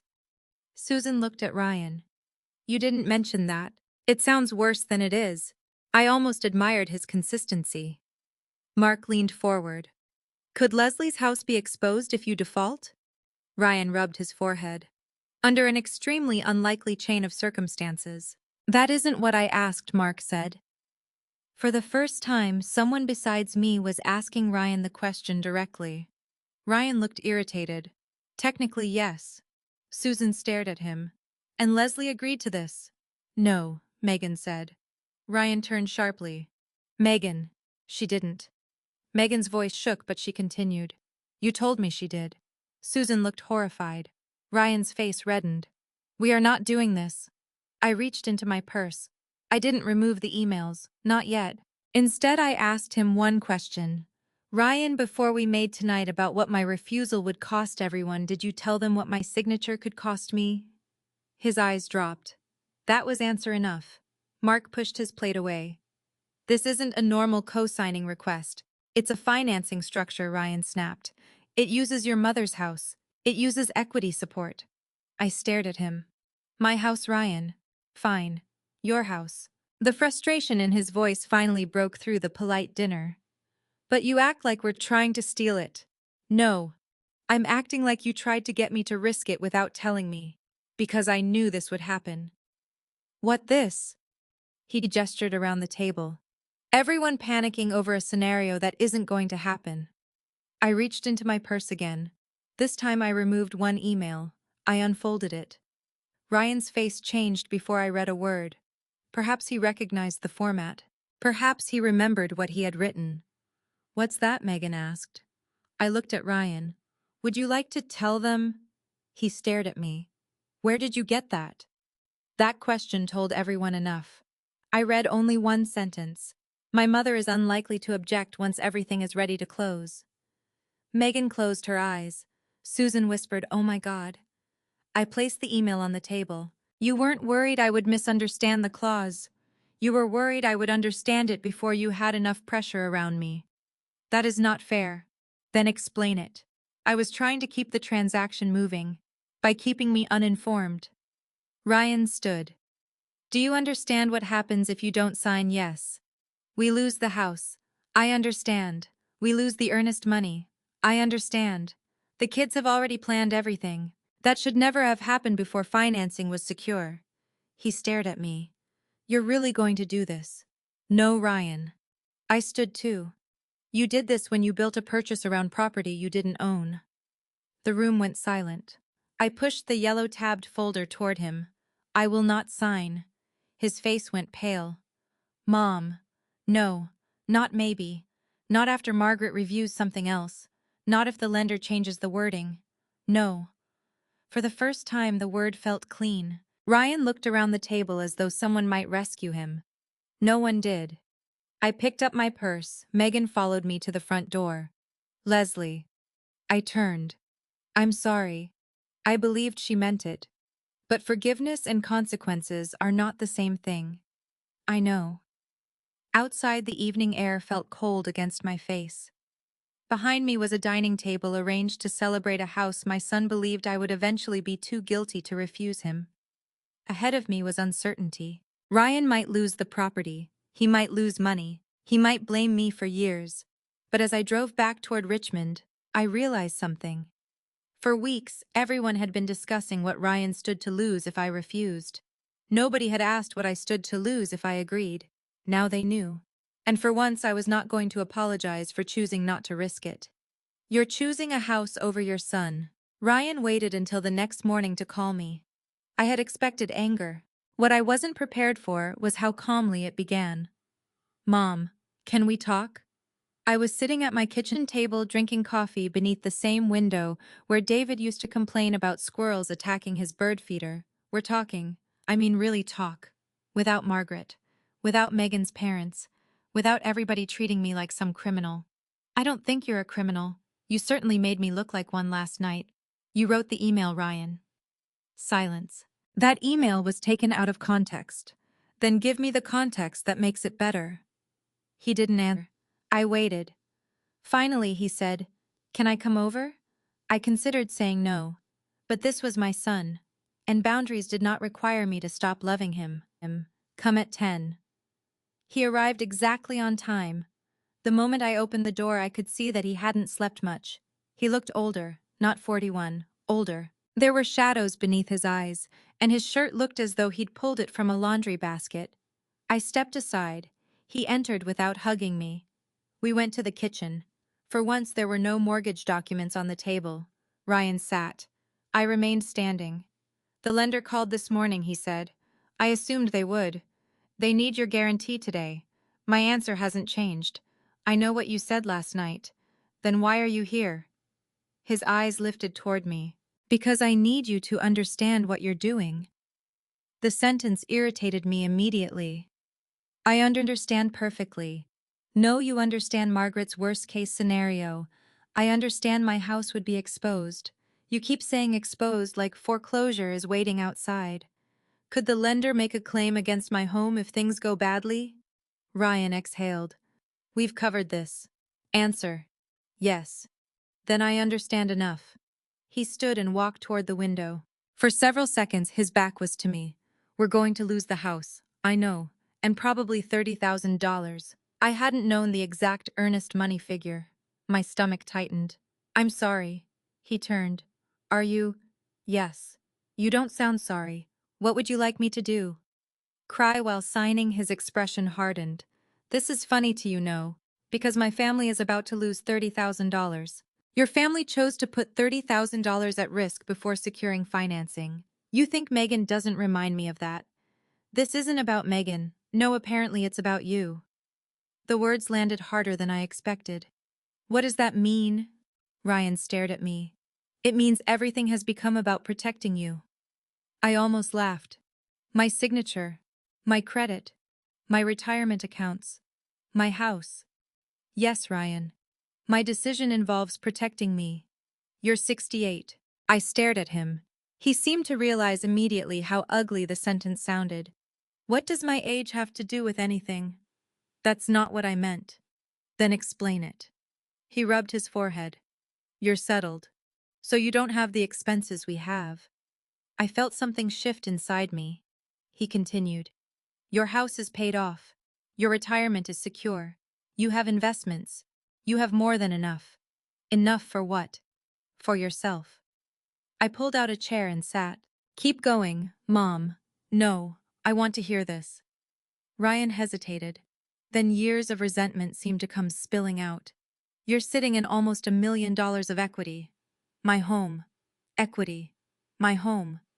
You don't even use half the rooms. I stared at him. There it was. Not just desperation. Entitlement. You think because I have bedrooms, I don't sleep in, their value belongs to you. I didn't say that. You said I have more than enough. You do. According to whom? According to reality. His voice rose. You live alone in a 4-bedroom house that's completely paid off while your grandchildren are squeezed into a rental. They have a home, a temporary one, a safe one. That's not the point. Then what is? Ryan slapped his palm against the table. The point is, family is supposed to help each other. I remained still. I gave you $25,000 to start your company. That was 6 years ago. Your father and I paid your remaining college loans. I didn't ask you to. We helped with daycare when Noah was born. And I appreciated it. Then don't stand in my kitchen and pretend I've refused to help my family. Ryan looked away. This is different. Yes. It doesn't even require you to spend money. It requires me to risk something. A risk that will never happen. You don't know that. I know myself. Do you? He looked at me sharply. I hadn't planned to say it, but once the words came, I couldn't take them back. Did you know yourself when you accumulated more than $200,000 in business obligations? His face went pale. Megan told you Margaret discovered most of it. You had no right digging through my business. You put your business liabilities into a transaction requiring my guarantee. That made them relevant to me. He stared at me with an expression I barely recognized. Then he said it. You're choosing a house over your son. I felt the words physically. For a moment I was no longer 68. I was 27, holding baby Ryan against my chest while he screamed through an ear infection. 35, sitting beside him after he broke his wrist. 46, waiting for him to come home after his first serious breakup. A mother stores thousands of versions of her child inside herself, and every one of them heard that accusation. I swallowed. No. Yes, you are. No, Ryan. You're asking me to choose between protecting my home and protecting you from consequences. Same difference. No. I stood. They are not the same. He shook his head. Dad would be ashamed. That one almost broke me. Almost. Then I remembered the photograph. Ours. Free and clear. We did it. I walked toward the small cabinet beside the refrigerator and removed it. I placed it on the table. Ryan looked down. His father's handwriting was visible on the back. You remember when we paid this house off? He didn't answer. Your father drove a Buick for 11 years so we could make extra payments. Mom, we skipped vacations. We saved. We planned. We built security because we never wanted our retirement dependent on anybody else. I know. No, you don't. My voice trembled. You look at this house and see $940,000. Ryan said nothing. I look at it and see 40 years of choices. His eyes dropped. This is not unused money waiting for you to need it. I never said it was mine. You didn't have to. I thought about the broker email, the valuation, the yellow tabs. You behaved as though you had the right to offer it before asking me. Ryan stood slowly. I was trying to save my family, and I'm trying to make sure saving yours doesn't destroy my security. He grabbed his keys. At the doorway, he stopped. Fine, I waited. Keep your house. The bitterness in his voice hurt. But I didn't chase him. He left. I heard the front door close. Then the car started. Only after he drove away did I sit down. My hands were shaking. I cried then. Not because I regretted saying no. Because sometimes doing the right thing doesn't feel powerful. Sometimes it feels terrible. That afternoon, Margaret called. The lender has been notified that you will not participate. Good. Are you all right? No. She was quiet. Ryan says I'm choosing my house over him. Are you? I looked around my kitchen. No. What are you choosing? For the first time I knew exactly how to answer. My right to grow old without needing my son to rescue me from a risk he asked me to take. Margaret was silent for a moment. Then remember that. 2 days later, the financing deadline passed. At 4:36 Friday afternoon, Megan sent me a message. The lender withdrew approval. The purchase was dead. They had lost the house. And part of their earnest money was gone. I sat staring at the message, feeling grief for them, even though I knew I had made the right decision. Then another message appeared. This one from Ryan. I hope protecting an empty house was worth it. I looked around the room where David and I had built a life. For the first time, I understood what Ryan still didn't. The house wasn't empty. His expectation that everything I owned would eventually become his had simply made him stop seeing the person who was still living inside it. The closing fell apart. For nearly 2 weeks after the financing collapsed, Ryan did not call me. Neither did Megan. I told myself the silence was probably good. They needed time. I needed time. But silence from your child does strange things to a mother. Every morning I checked my phone before getting out of bed. Every time a car slowed in front of my house, I looked through the window. I even caught myself opening Facebook to see whether Megan had posted anything about the children. She hadn't. On the 12th day, I finally received a message. Not from Ryan. From Noah. Hi, Grandma. Are you mad at us? I stared at those 6 words until they blurred. I called him immediately. He answered quietly. Hi, Grandma. Sweetheart, I am not angry with you. Dad said everybody is stressed. Adults sometimes get stressed about adult problems. Is it because of the house? I closed my eyes. Yes, partly. We're not moving anymore. I know, Lily cried. My heart tightened. I'm sorry. Dad said it wasn't meant to be. That surprised me. At least Ryan hadn't blamed me directly to the children. Sometimes things don't work out the way we hope. Are you still coming to my soccer game Saturday? Of course. A pause. Even if Dad's mad, I swallowed. Even if everybody in Virginia is mad, I'll be at your soccer game. That made him laugh. After we hung up, I cried for 5 minutes. Then I washed my face and went grocery shopping. That Saturday, Ryan wasn't at the soccer field. Megan was. She stood alone near the bleachers holding Lily's hand. When she saw me, she looked relieved. Thank you for coming. I told Noah I would. Lily ran over and hugged me. For 90 minutes, Megan and I said almost nothing beyond comments about the game. When it ended, Noah came running toward us covered in sweat and grass. Did you see my goal? I saw everything. Dad had to work. Megan looked away. That told me something was wrong. After the children went with a teammate's family for pizza, Megan approached me beside my car. Can we talk? Yes. She folded her arms. We're selling Ryan's SUV.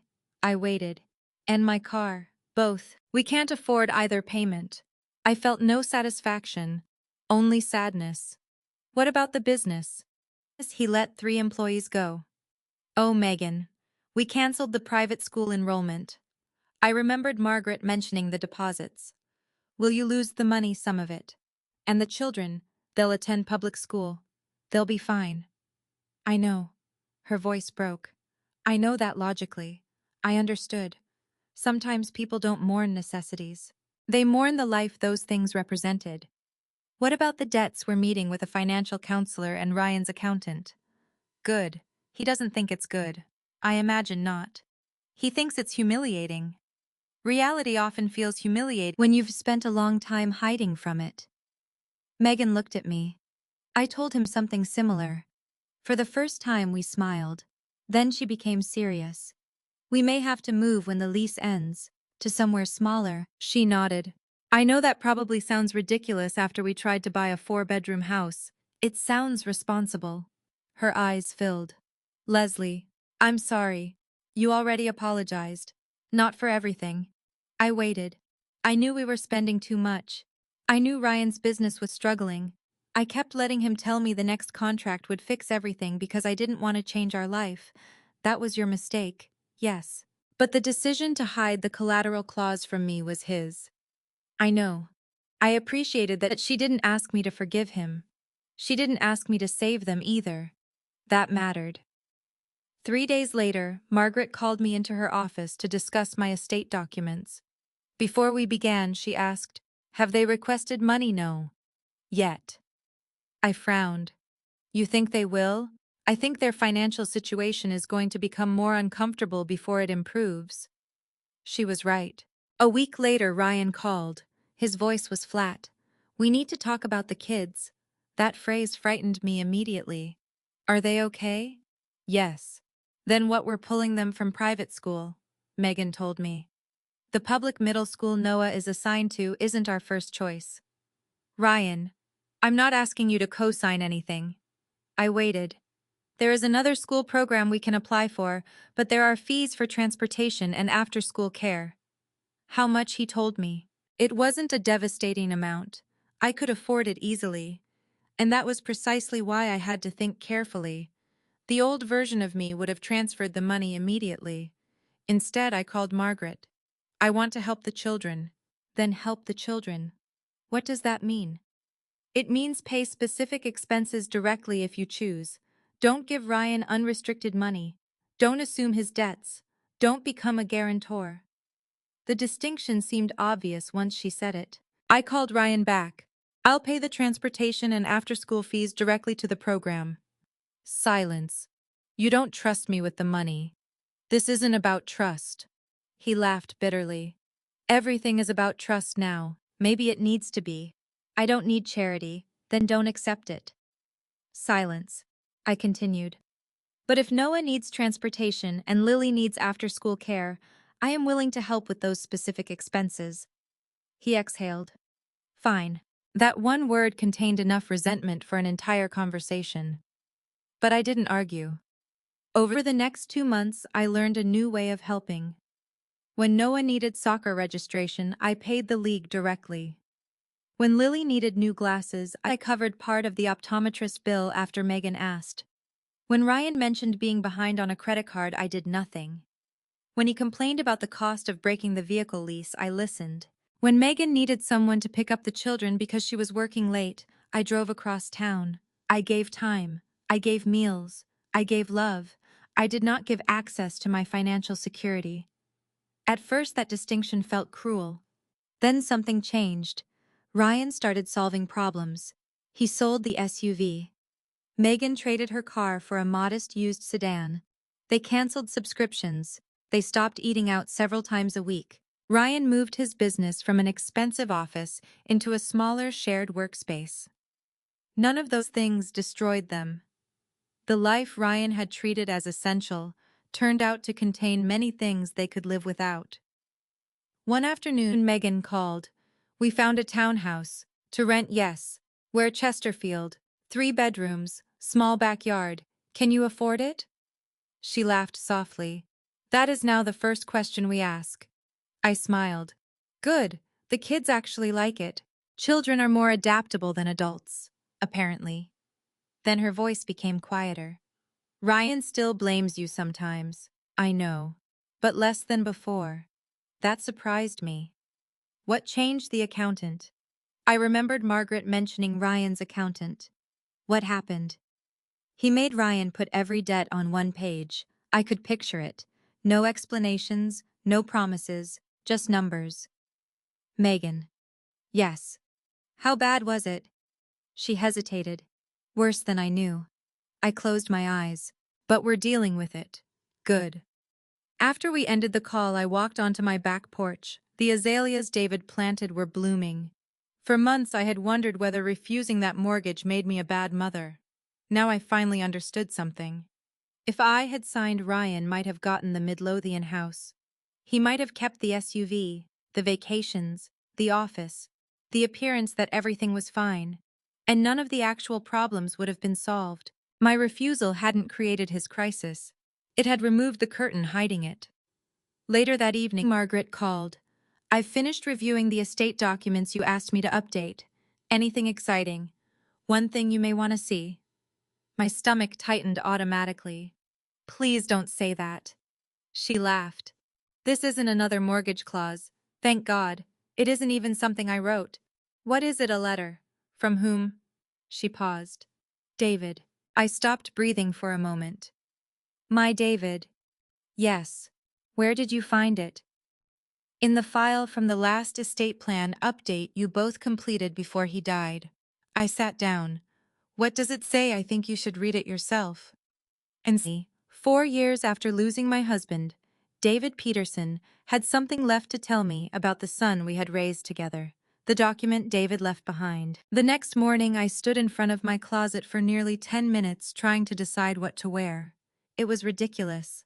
I wasn't meeting anyone important. I wasn't attending court. I wasn't even going somewhere new. I was driving to Margaret's office to read a letter written by my dead husband. Still, I chose the navy blue blouse David always said made my eyes look brighter. Grief does strange things to time. 4 years had passed since I watched David take his last breath, but that morning I felt as nervous as if he were waiting for me in Margaret's conference room. Margaret had the letter inside a cream-colored envelope. She placed it in front of me. David's handwriting was on the outside. For Leslie. My fingers immediately began trembling. Where was this in the estate planning file from 7 years ago? Why didn't I know about it? You weren't supposed to. I looked at her. What do you mean? When you and David updated your wills, he asked me to keep this with the file. Why, he said there might come a day when you needed it. A tear slipped down my cheek before I even opened the envelope. That sounds like him. Margaret stood. I'll give you privacy. No. She stopped. Stay. She sat beside me. I opened the envelope. Inside were 3 handwritten pages. David's handwriting had always leaned slightly to the right. I touched the first line before reading it. Les. If Margaret is giving you this, I hope I'm wrong about why you need it. I covered my mouth. For a moment I couldn't continue. Then I did. David wrote that he had been thinking about Ryan. Not because Ryan had done something terrible, not because David believed our son was dishonest, because he was worried about a pattern. Ryan had always been ambitious. As a child, he wanted the newest bicycle. As a teenager, he wanted the best sneakers. As an adult, ambition had become career goals, houses, cars, and the desire to prove he was successful.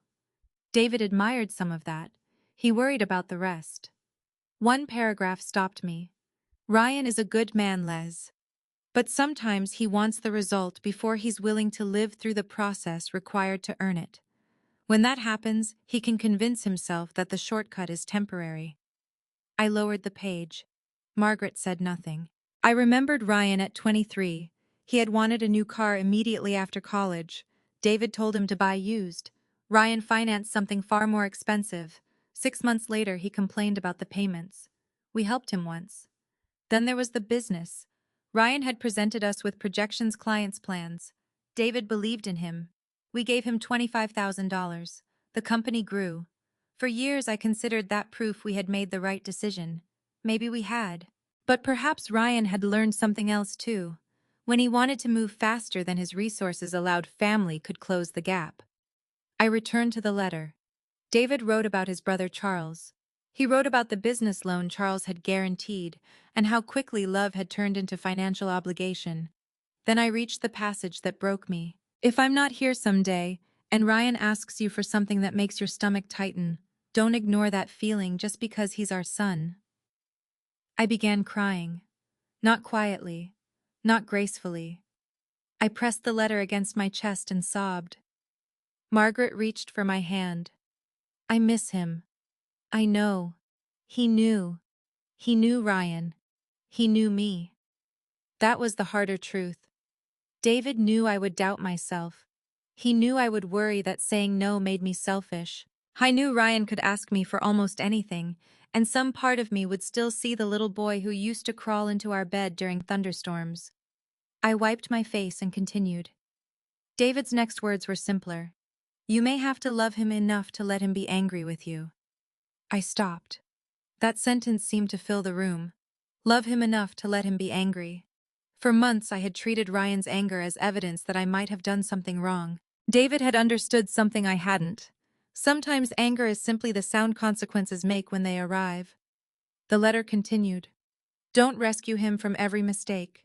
If we do that forever, we aren't helping him become strong. We're teaching him that somebody else will always pay for the choices he makes. I looked at Margaret. Why didn't David tell me this? Maybe because he wasn't asking you to do anything then.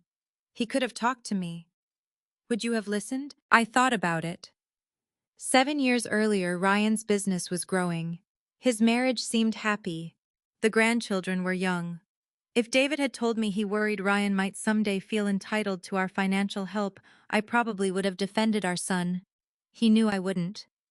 Margaret smiled sadly. He knew you loved Ryan. So did he. Exactly. I read the final paragraph. Whatever happens, remember this. What we built belongs to you for as long as you're here. The house, the savings, the life we made. None of it becomes an inheritance while you're still alive. Use it. Protect it. Enjoy it. And don't ever apologize for needing security just because someone younger thinks you have more time behind you than ahead. I couldn't read the final sentence aloud, so Margaret did. Sometimes the best thing we can give our son isn't what he asks for. It's the chance to become the man we know he can be. I closed my eyes. For several minutes neither of us spoke. Then I laughed through my tears. He'd be unbearable right now. Margaret smiled. Why, he'd say he was right. He often was. Don't encourage him. We both laughed. It was the first time I had laughed about David without feeling guilty afterward. I folded the letter carefully. Can I keep it? It was always yours. I slipped it into my purse. Before leaving, Margaret asked whether I still wanted to update my estate plan. Yes. Are you removing Ryan? No. She seemed surprised. I don't want revenge. What do you want, Clarity? We discussed protections, not punishments. I wanted my finances structured so nobody could casually assume access while I was alive. Any future inheritance would happen on my terms and at the proper time. Ryan would not be rewarded for pressuring me. But neither would I rewrite my entire legacy in anger. That felt important. When I reached home, I didn't put David's letter in the fireproof box. I placed it inside the drawer of my bedside table, close enough to reach. That evening I sat on the back porch. The sun disappeared behind the trees. For the first time since the mortgage disaster began, I didn't replay Ryan's accusations. You're choosing a house over your son. Dad would be ashamed. I had carried those words like stones. Now I had David's actual words, and they said something entirely different. 2 weeks passed, then 3. Ryan and Megan moved into the smaller townhouse. I helped Megan unpack the kitchen while Ryan was at work. He still barely spoke to me. I accepted that. Love him enough to let him be angry. Then, on a rainy Thursday afternoon, nearly 4 months after the mortgage collapsed, my doorbell rang. I looked through the window. Ryan was standing on the porch, alone. No mortgage broker, no yellow tabbed folder, no paperwork of any kind, just my son.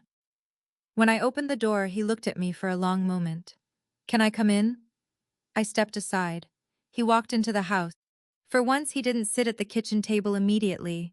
He looked around, at the staircase, at the photographs, at the home he had once reduced to $940,000 of available equity. Then he turned toward me. "I owe you an apology." I didn't answer. Ryan swallowed. A real one. And for the first time since this began, I saw something in his face I hadn't seen during any argument. Not desperation. Not anger. Shame. My son came back without the papers. I did not tell Ryan I forgave him. Not immediately. That may sound harsh, especially coming from a mother. For most of my life, whenever Ryan apologized, my instinct was to make the discomfort disappear as quickly as possible. When he was 8 and broke my favorite lamp playing baseball indoors, he cried before I could scold him. I hugged him. When he was 17 and lied about where he had been one Saturday night, he eventually confessed. I hugged him then too. Even as an adult, apologies between us usually ended the same way. "It's all right." But this wasn't all right. And saying it was would have been another kind of dishonesty. So when Ryan stood in my living room and said, "I owe you a real apology," I simply answered, "Yes, you do," he nodded. "I know." We went into the kitchen. For months, that table had been the center of everything. The lemon cake, the mortgage papers, the yellow tabs, our arguments. This time Ryan placed nothing on it. He sat with empty hands. I made coffee. "Do you want anything in yours, just black?" I remembered when he couldn't drink coffee without enough cream and sugar to make it resemble dessert. Small things change while you're busy looking at bigger ones. I sat across from him. "I'm listening." Ryan stared at his cup. "Megan and I have been seeing a counselor." I hadn't expected that. "Marriage counselor." He nodded. "Things got pretty bad after the house fell through." "I'm sorry. We weren't fighting about the house." "What were you fighting about?" "Everything the house was hiding." That was an honest answer. Ryan explained that once the financing collapsed, he could no longer keep the business debts separate from their household problems. Megan demanded access to everything: bank accounts, credit cards, business statements, loan balances. For the first time in years, they put all their obligations together. "The accountant made me write every debt on one page," Ryan said. Megan told me. I hated him for it, I imagine. He wouldn't let me explain any of them. I almost smiled. He sounds wise. I kept saying, "That one is temporary," or "That loan will be paid when this contract comes in." He'd say, "Write the number." Ryan looked embarrassed. When everything was on the page, I couldn't pretend anymore. "How much?" He hesitated. "More than Margaret found."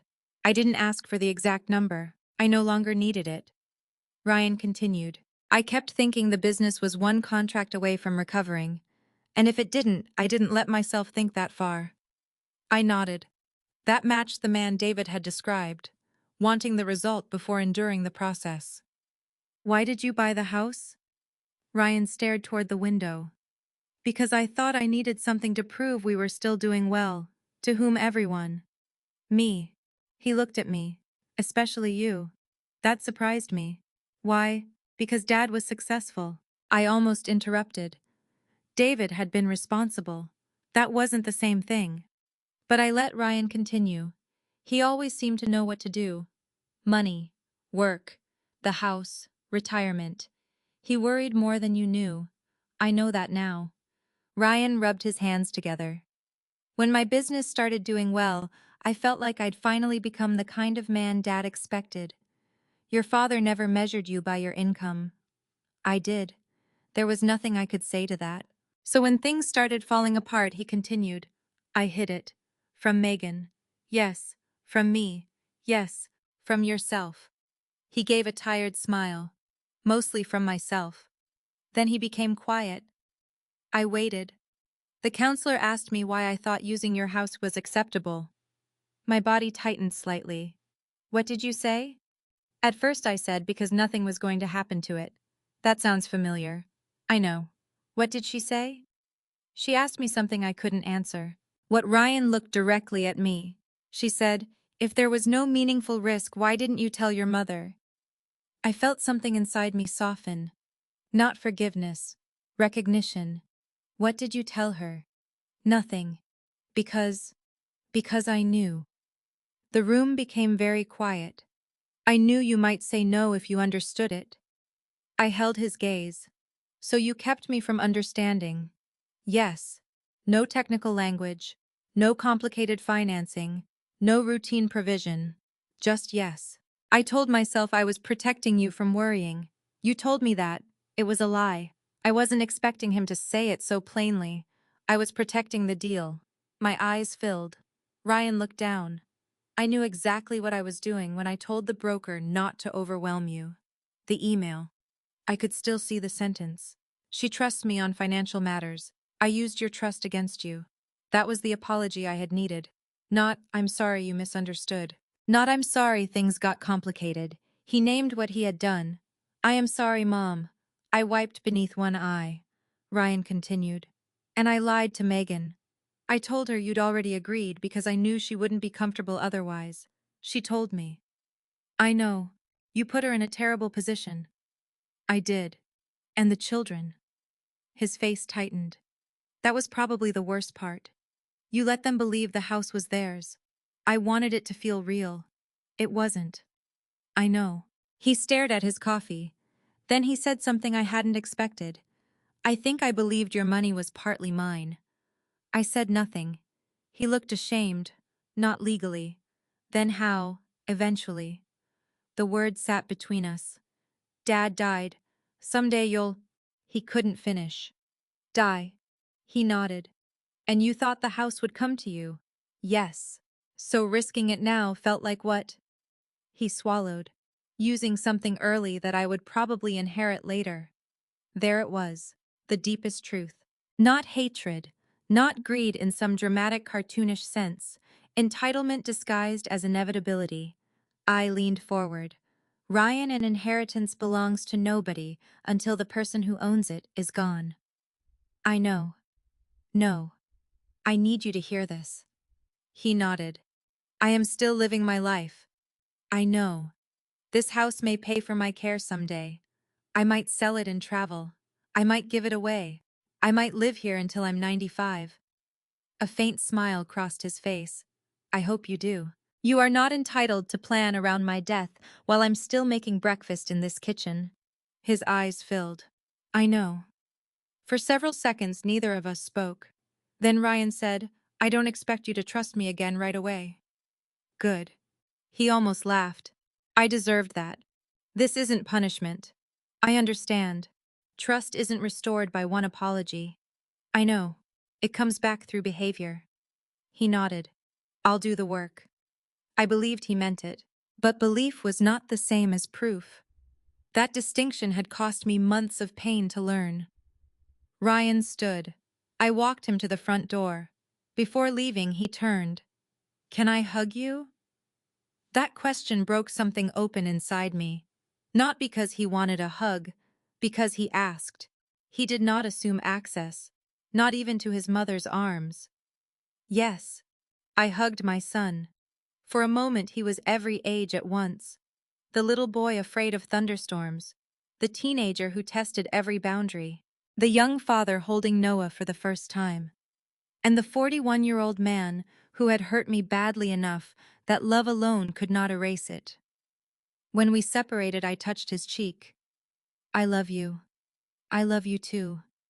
That doesn't mean everything is fixed. I know. Good. He smiled. Then he left. I stood in the doorway watching him walk toward his car. For the first time since the mortgage papers entered my home, I didn't feel that I had won. There had never been anything to win. I had protected myself. Ryan had finally begun confronting himself. And somewhere between those two things there was a possibility I had almost stopped believing in. Not a return to the relationship we had before. Something better. A relationship where love no longer required blindness. The home I chose to keep. Almost a year after Ryan first placed those mortgage papers on my kitchen table, I drove to his new house for Sunday dinner. Not the brick colonial in Midlothian. That house belonged to another family now. For a while, seeing photographs of it online had hurt Megan. She eventually stopped looking. Ryan's new home was smaller, much smaller. A 3-bedroom townhouse in Chesterfield with beige siding, a narrow driveway, and a backyard that could probably be crossed in 15 steps. But when I pulled into the driveway, Noah was shooting a basketball at a hoop mounted above the garage. "Grandma," he ran toward my car. At 12, he was already becoming too cool to hug people in public, but apparently grandmothers remained exempt. "You're early. I was told dinner was at 5. Dad said you'd be early. Your father knows me." Inside, Lily was setting the table. Megan stood at the stove stirring pasta sauce. She turned and smiled. Perfect timing. For what Ryan forgot, bread. From the living room, Ryan called, "I did not forget it." Megan raised an eyebrow. "You forgot to buy it." I remembered that we needed it. That is a fascinating definition of remembering. I laughed. So did Ryan. That sound still surprised me sometimes. For months after his apology, our conversations had been careful, polite. Then gradually ordinary things returned. A joke, a phone call with no financial crisis attached, a photograph of Noah after a soccer game, Ryan asking whether I wanted help trimming a tree. Trust didn't return dramatically. It came back in teaspoons. That Sunday, Ryan returned from the grocery store carrying 2 loaves of garlic bread. "Bought extra. Financially reckless," I said. He laughed. "Don't tell my accountant." The fact that he could joke about it told me how far he had come. His consulting company still existed, but it looked very different. He had reduced his staff, moved out of the expensive office, dropped several services that cost more to provide than they earned. Most importantly, he had stopped building financial plans around contracts that hadn't been signed yet. He still had debt. There had been no miracle, no unexpected inheritance, no rich investor arriving to erase his mistakes. He was paying it down month by month. Megan had stayed. That mattered too. Their marriage had come closer to ending than I realized. She later told me that the mortgage deception wasn't the only reason. It was what it revealed. Ryan had spent years believing that protecting his family meant hiding bad news until he could fix it. Megan had spent years allowing him to do it because she preferred reassuring answers. Counseling forced both of them to change. They now held what Megan jokingly called their ugly money meeting every Sunday night. Every account, every debt, every upcoming expense. Nothing hidden, nothing assumed. After dinner, the children disappeared upstairs. Megan began loading the dishwasher. Ryan nodded toward the back door. "Walk outside with me." We stepped onto the small patio. There wasn't much of a yard, but there was a new maple tree planted near the fence. I stared at it. Didn't the Midlothian house have a maple? Ryan smiled. Lily remembered. She has a good memory, unfortunately. We sat in 2 inexpensive outdoor chairs. For a while, neither of us spoke. Then Ryan said, "Do you remember that dinner?" I knew immediately which one. "At your old townhouse." He nodded. "I still think about it. So do I. I thought you were humiliating me. I wasn't trying to. I know that now." He looked toward the little maple tree. "I thought if you refused to sign, you were taking the house away from us. You hadn't bought it yet." "I know. But emotionally, you already owned it." "Exactly." He rubbed his hands together. "When the financing collapsed, I blamed you for everything that happened afterward." "I know. The cars, the school, the business cuts, moving. You were angry. I was furious." He looked at me. "But none of those things happened because you refused. I waited. They happened because we couldn't afford the life we were living." Hearing him say it mattered more than any apology. "You know what the strangest part is?" he asked. "What if you had signed? I probably wouldn't have changed anything." I had thought the same thing many times. The house would have bought me time. Yes. And I would have called that time a solution. I nodded. Maybe for another year. Maybe 2. And then, he gave a small shrug. Eventually something would have broken. I thought about my Richmond home, my retirement, the cross-collateral clause. What if Ryan's business had deteriorated further? What if Megan lost her job? What if illness arrived? People often describe financial risk as though disaster requires irresponsibility. Sometimes life simply happens. Ryan looked at me. I used to think you cost me that house. And now? He smiled sadly. Now I think you might have saved my marriage. My throat tightened. And probably my business. He paused. Maybe me too. I reached over and squeezed his hand. I didn't save you. I know. You did the work. You made me have to. There was truth in that. Sometimes help removes a burden. Sometimes help merely postpones the moment someone must learn to carry it. Before I left that evening, Megan handed me leftover pasta. You'll eat this tomorrow. Yes, ma'am. Ryan walked me to the car. Drive carefully. I've been driving longer than you've been alive. Which doesn't answer the request. I smiled. Good night, sweetheart. Night, Mom. On the drive home, I thought about David. I wished he could have seen Ryan. Not because Ryan had become perfect. He hadn't. None of us had. But he was becoming honest. With Megan. With me. With himself. A month earlier, I had completed the final update to my estate plan with Margaret. I did not disinherit Ryan. I did not punish him financially. But everything was clear. My assets existed first for my lifetime needs. My home could not become anyone else's financial plan while I was alive. Future gifts would be deliberate. Future inheritance would happen only when it was truly an inheritance.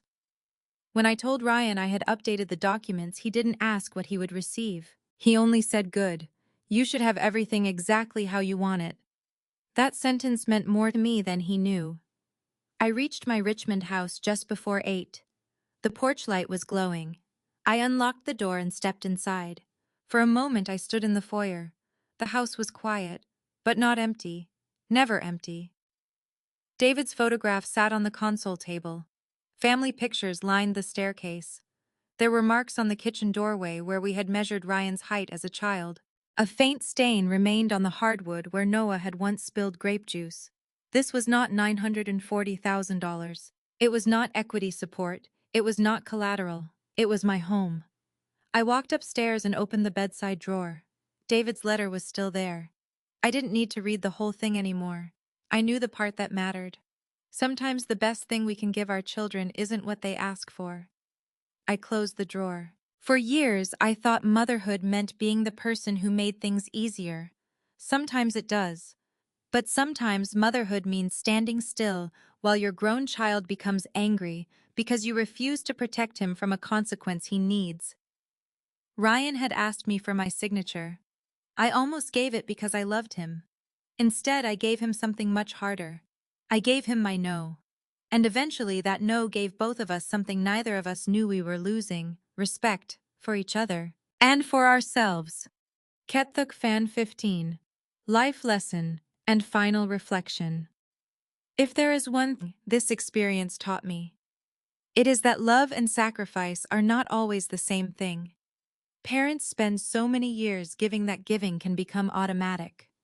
We give our children our sleep when they're babies, our time when they're young, our money when they're struggling, and our hearts no matter how old they become. But our children becoming adults does not mean our lives become less valuable. Your retirement is not selfish. Your savings are not selfish. Your paid-off home is not money sitting around waiting for someone else to need it. And an inheritance is not an advance payment your children are entitled to collect while you are still alive. I nearly confused Ryan's disappointment with proof that I was failing him. I wasn't. His anger was painful, but it was not evidence that my boundary was wrong. Sometimes the people who benefit from our lack of boundaries are the people most upset when we finally create them. That doesn't always make them terrible people. Sometimes it means they have become accustomed to being rescued. Ryan needed something from me, but it wasn't my signature. He needed the opportunity to discover that he could survive losing the house, selling the cars, changing his lifestyle, facing his debts, and rebuilding honestly. And I needed to discover that I could say no to my son without loving him any less. If you've ever had to choose between helping someone you love and protecting the security you spent a lifetime building, I'd love to hear what you decided. Do you think I was right to refuse Ryan, or would you have handled it differently? Share your thoughts in the comments. And if stories about family boundaries, forgiveness and second chances mean something to you. Please subscribe and join me for the next one. Sometimes the most loving word we can say is not yes. Sometimes it's no. There are moments in life when saying yes feels like love and saying no feels like betrayal. But sometimes the most loving thing we can do for someone is refuse to protect them from the consequences of their own choices. Leslie's story reminds us that being a good mother does not mean sacrificing everything we have for our children. Love does not require us to risk our home, our retirement, our peace, or our future, simply because someone we love asks us to. We can care deeply and still have boundaries. We can forgive someone without pretending they did nothing wrong. And we can help without becoming responsible for choices that were never ours to make. What makes Leslie's journey especially powerful is that she didn't choose revenge. She chose accountability. She didn't destroy her son's life. She simply refused to become the solution to a problem he had created. By saying no, she forced Ryan to face the reality he had been avoiding. He had to confront his debts, change his lifestyle, rebuild his business, and become honest with his wife and himself. Sometimes protecting someone from every hardship only teaches them to depend on us. But allowing a person to face consequences can give them something much more valuable: the chance to grow. And perhaps the deepest lesson is this: your life still matters, even when your children are grown. The home you worked for, the savings you carefully built, and the security you planned for your later years are not selfish possessions. They are part of the life you earned. If you've ever struggled to set a boundary with someone you love, I'd love to hear your thoughts. Do you believe Leslie made the right choice by refusing to co-sign, or would you have helped your child anyway? Share your feelings and your own perspective in the comments. And if this story touched your heart, please subscribe to the channel for more emotional family dramas, powerful life lessons, unexpected twists, and stories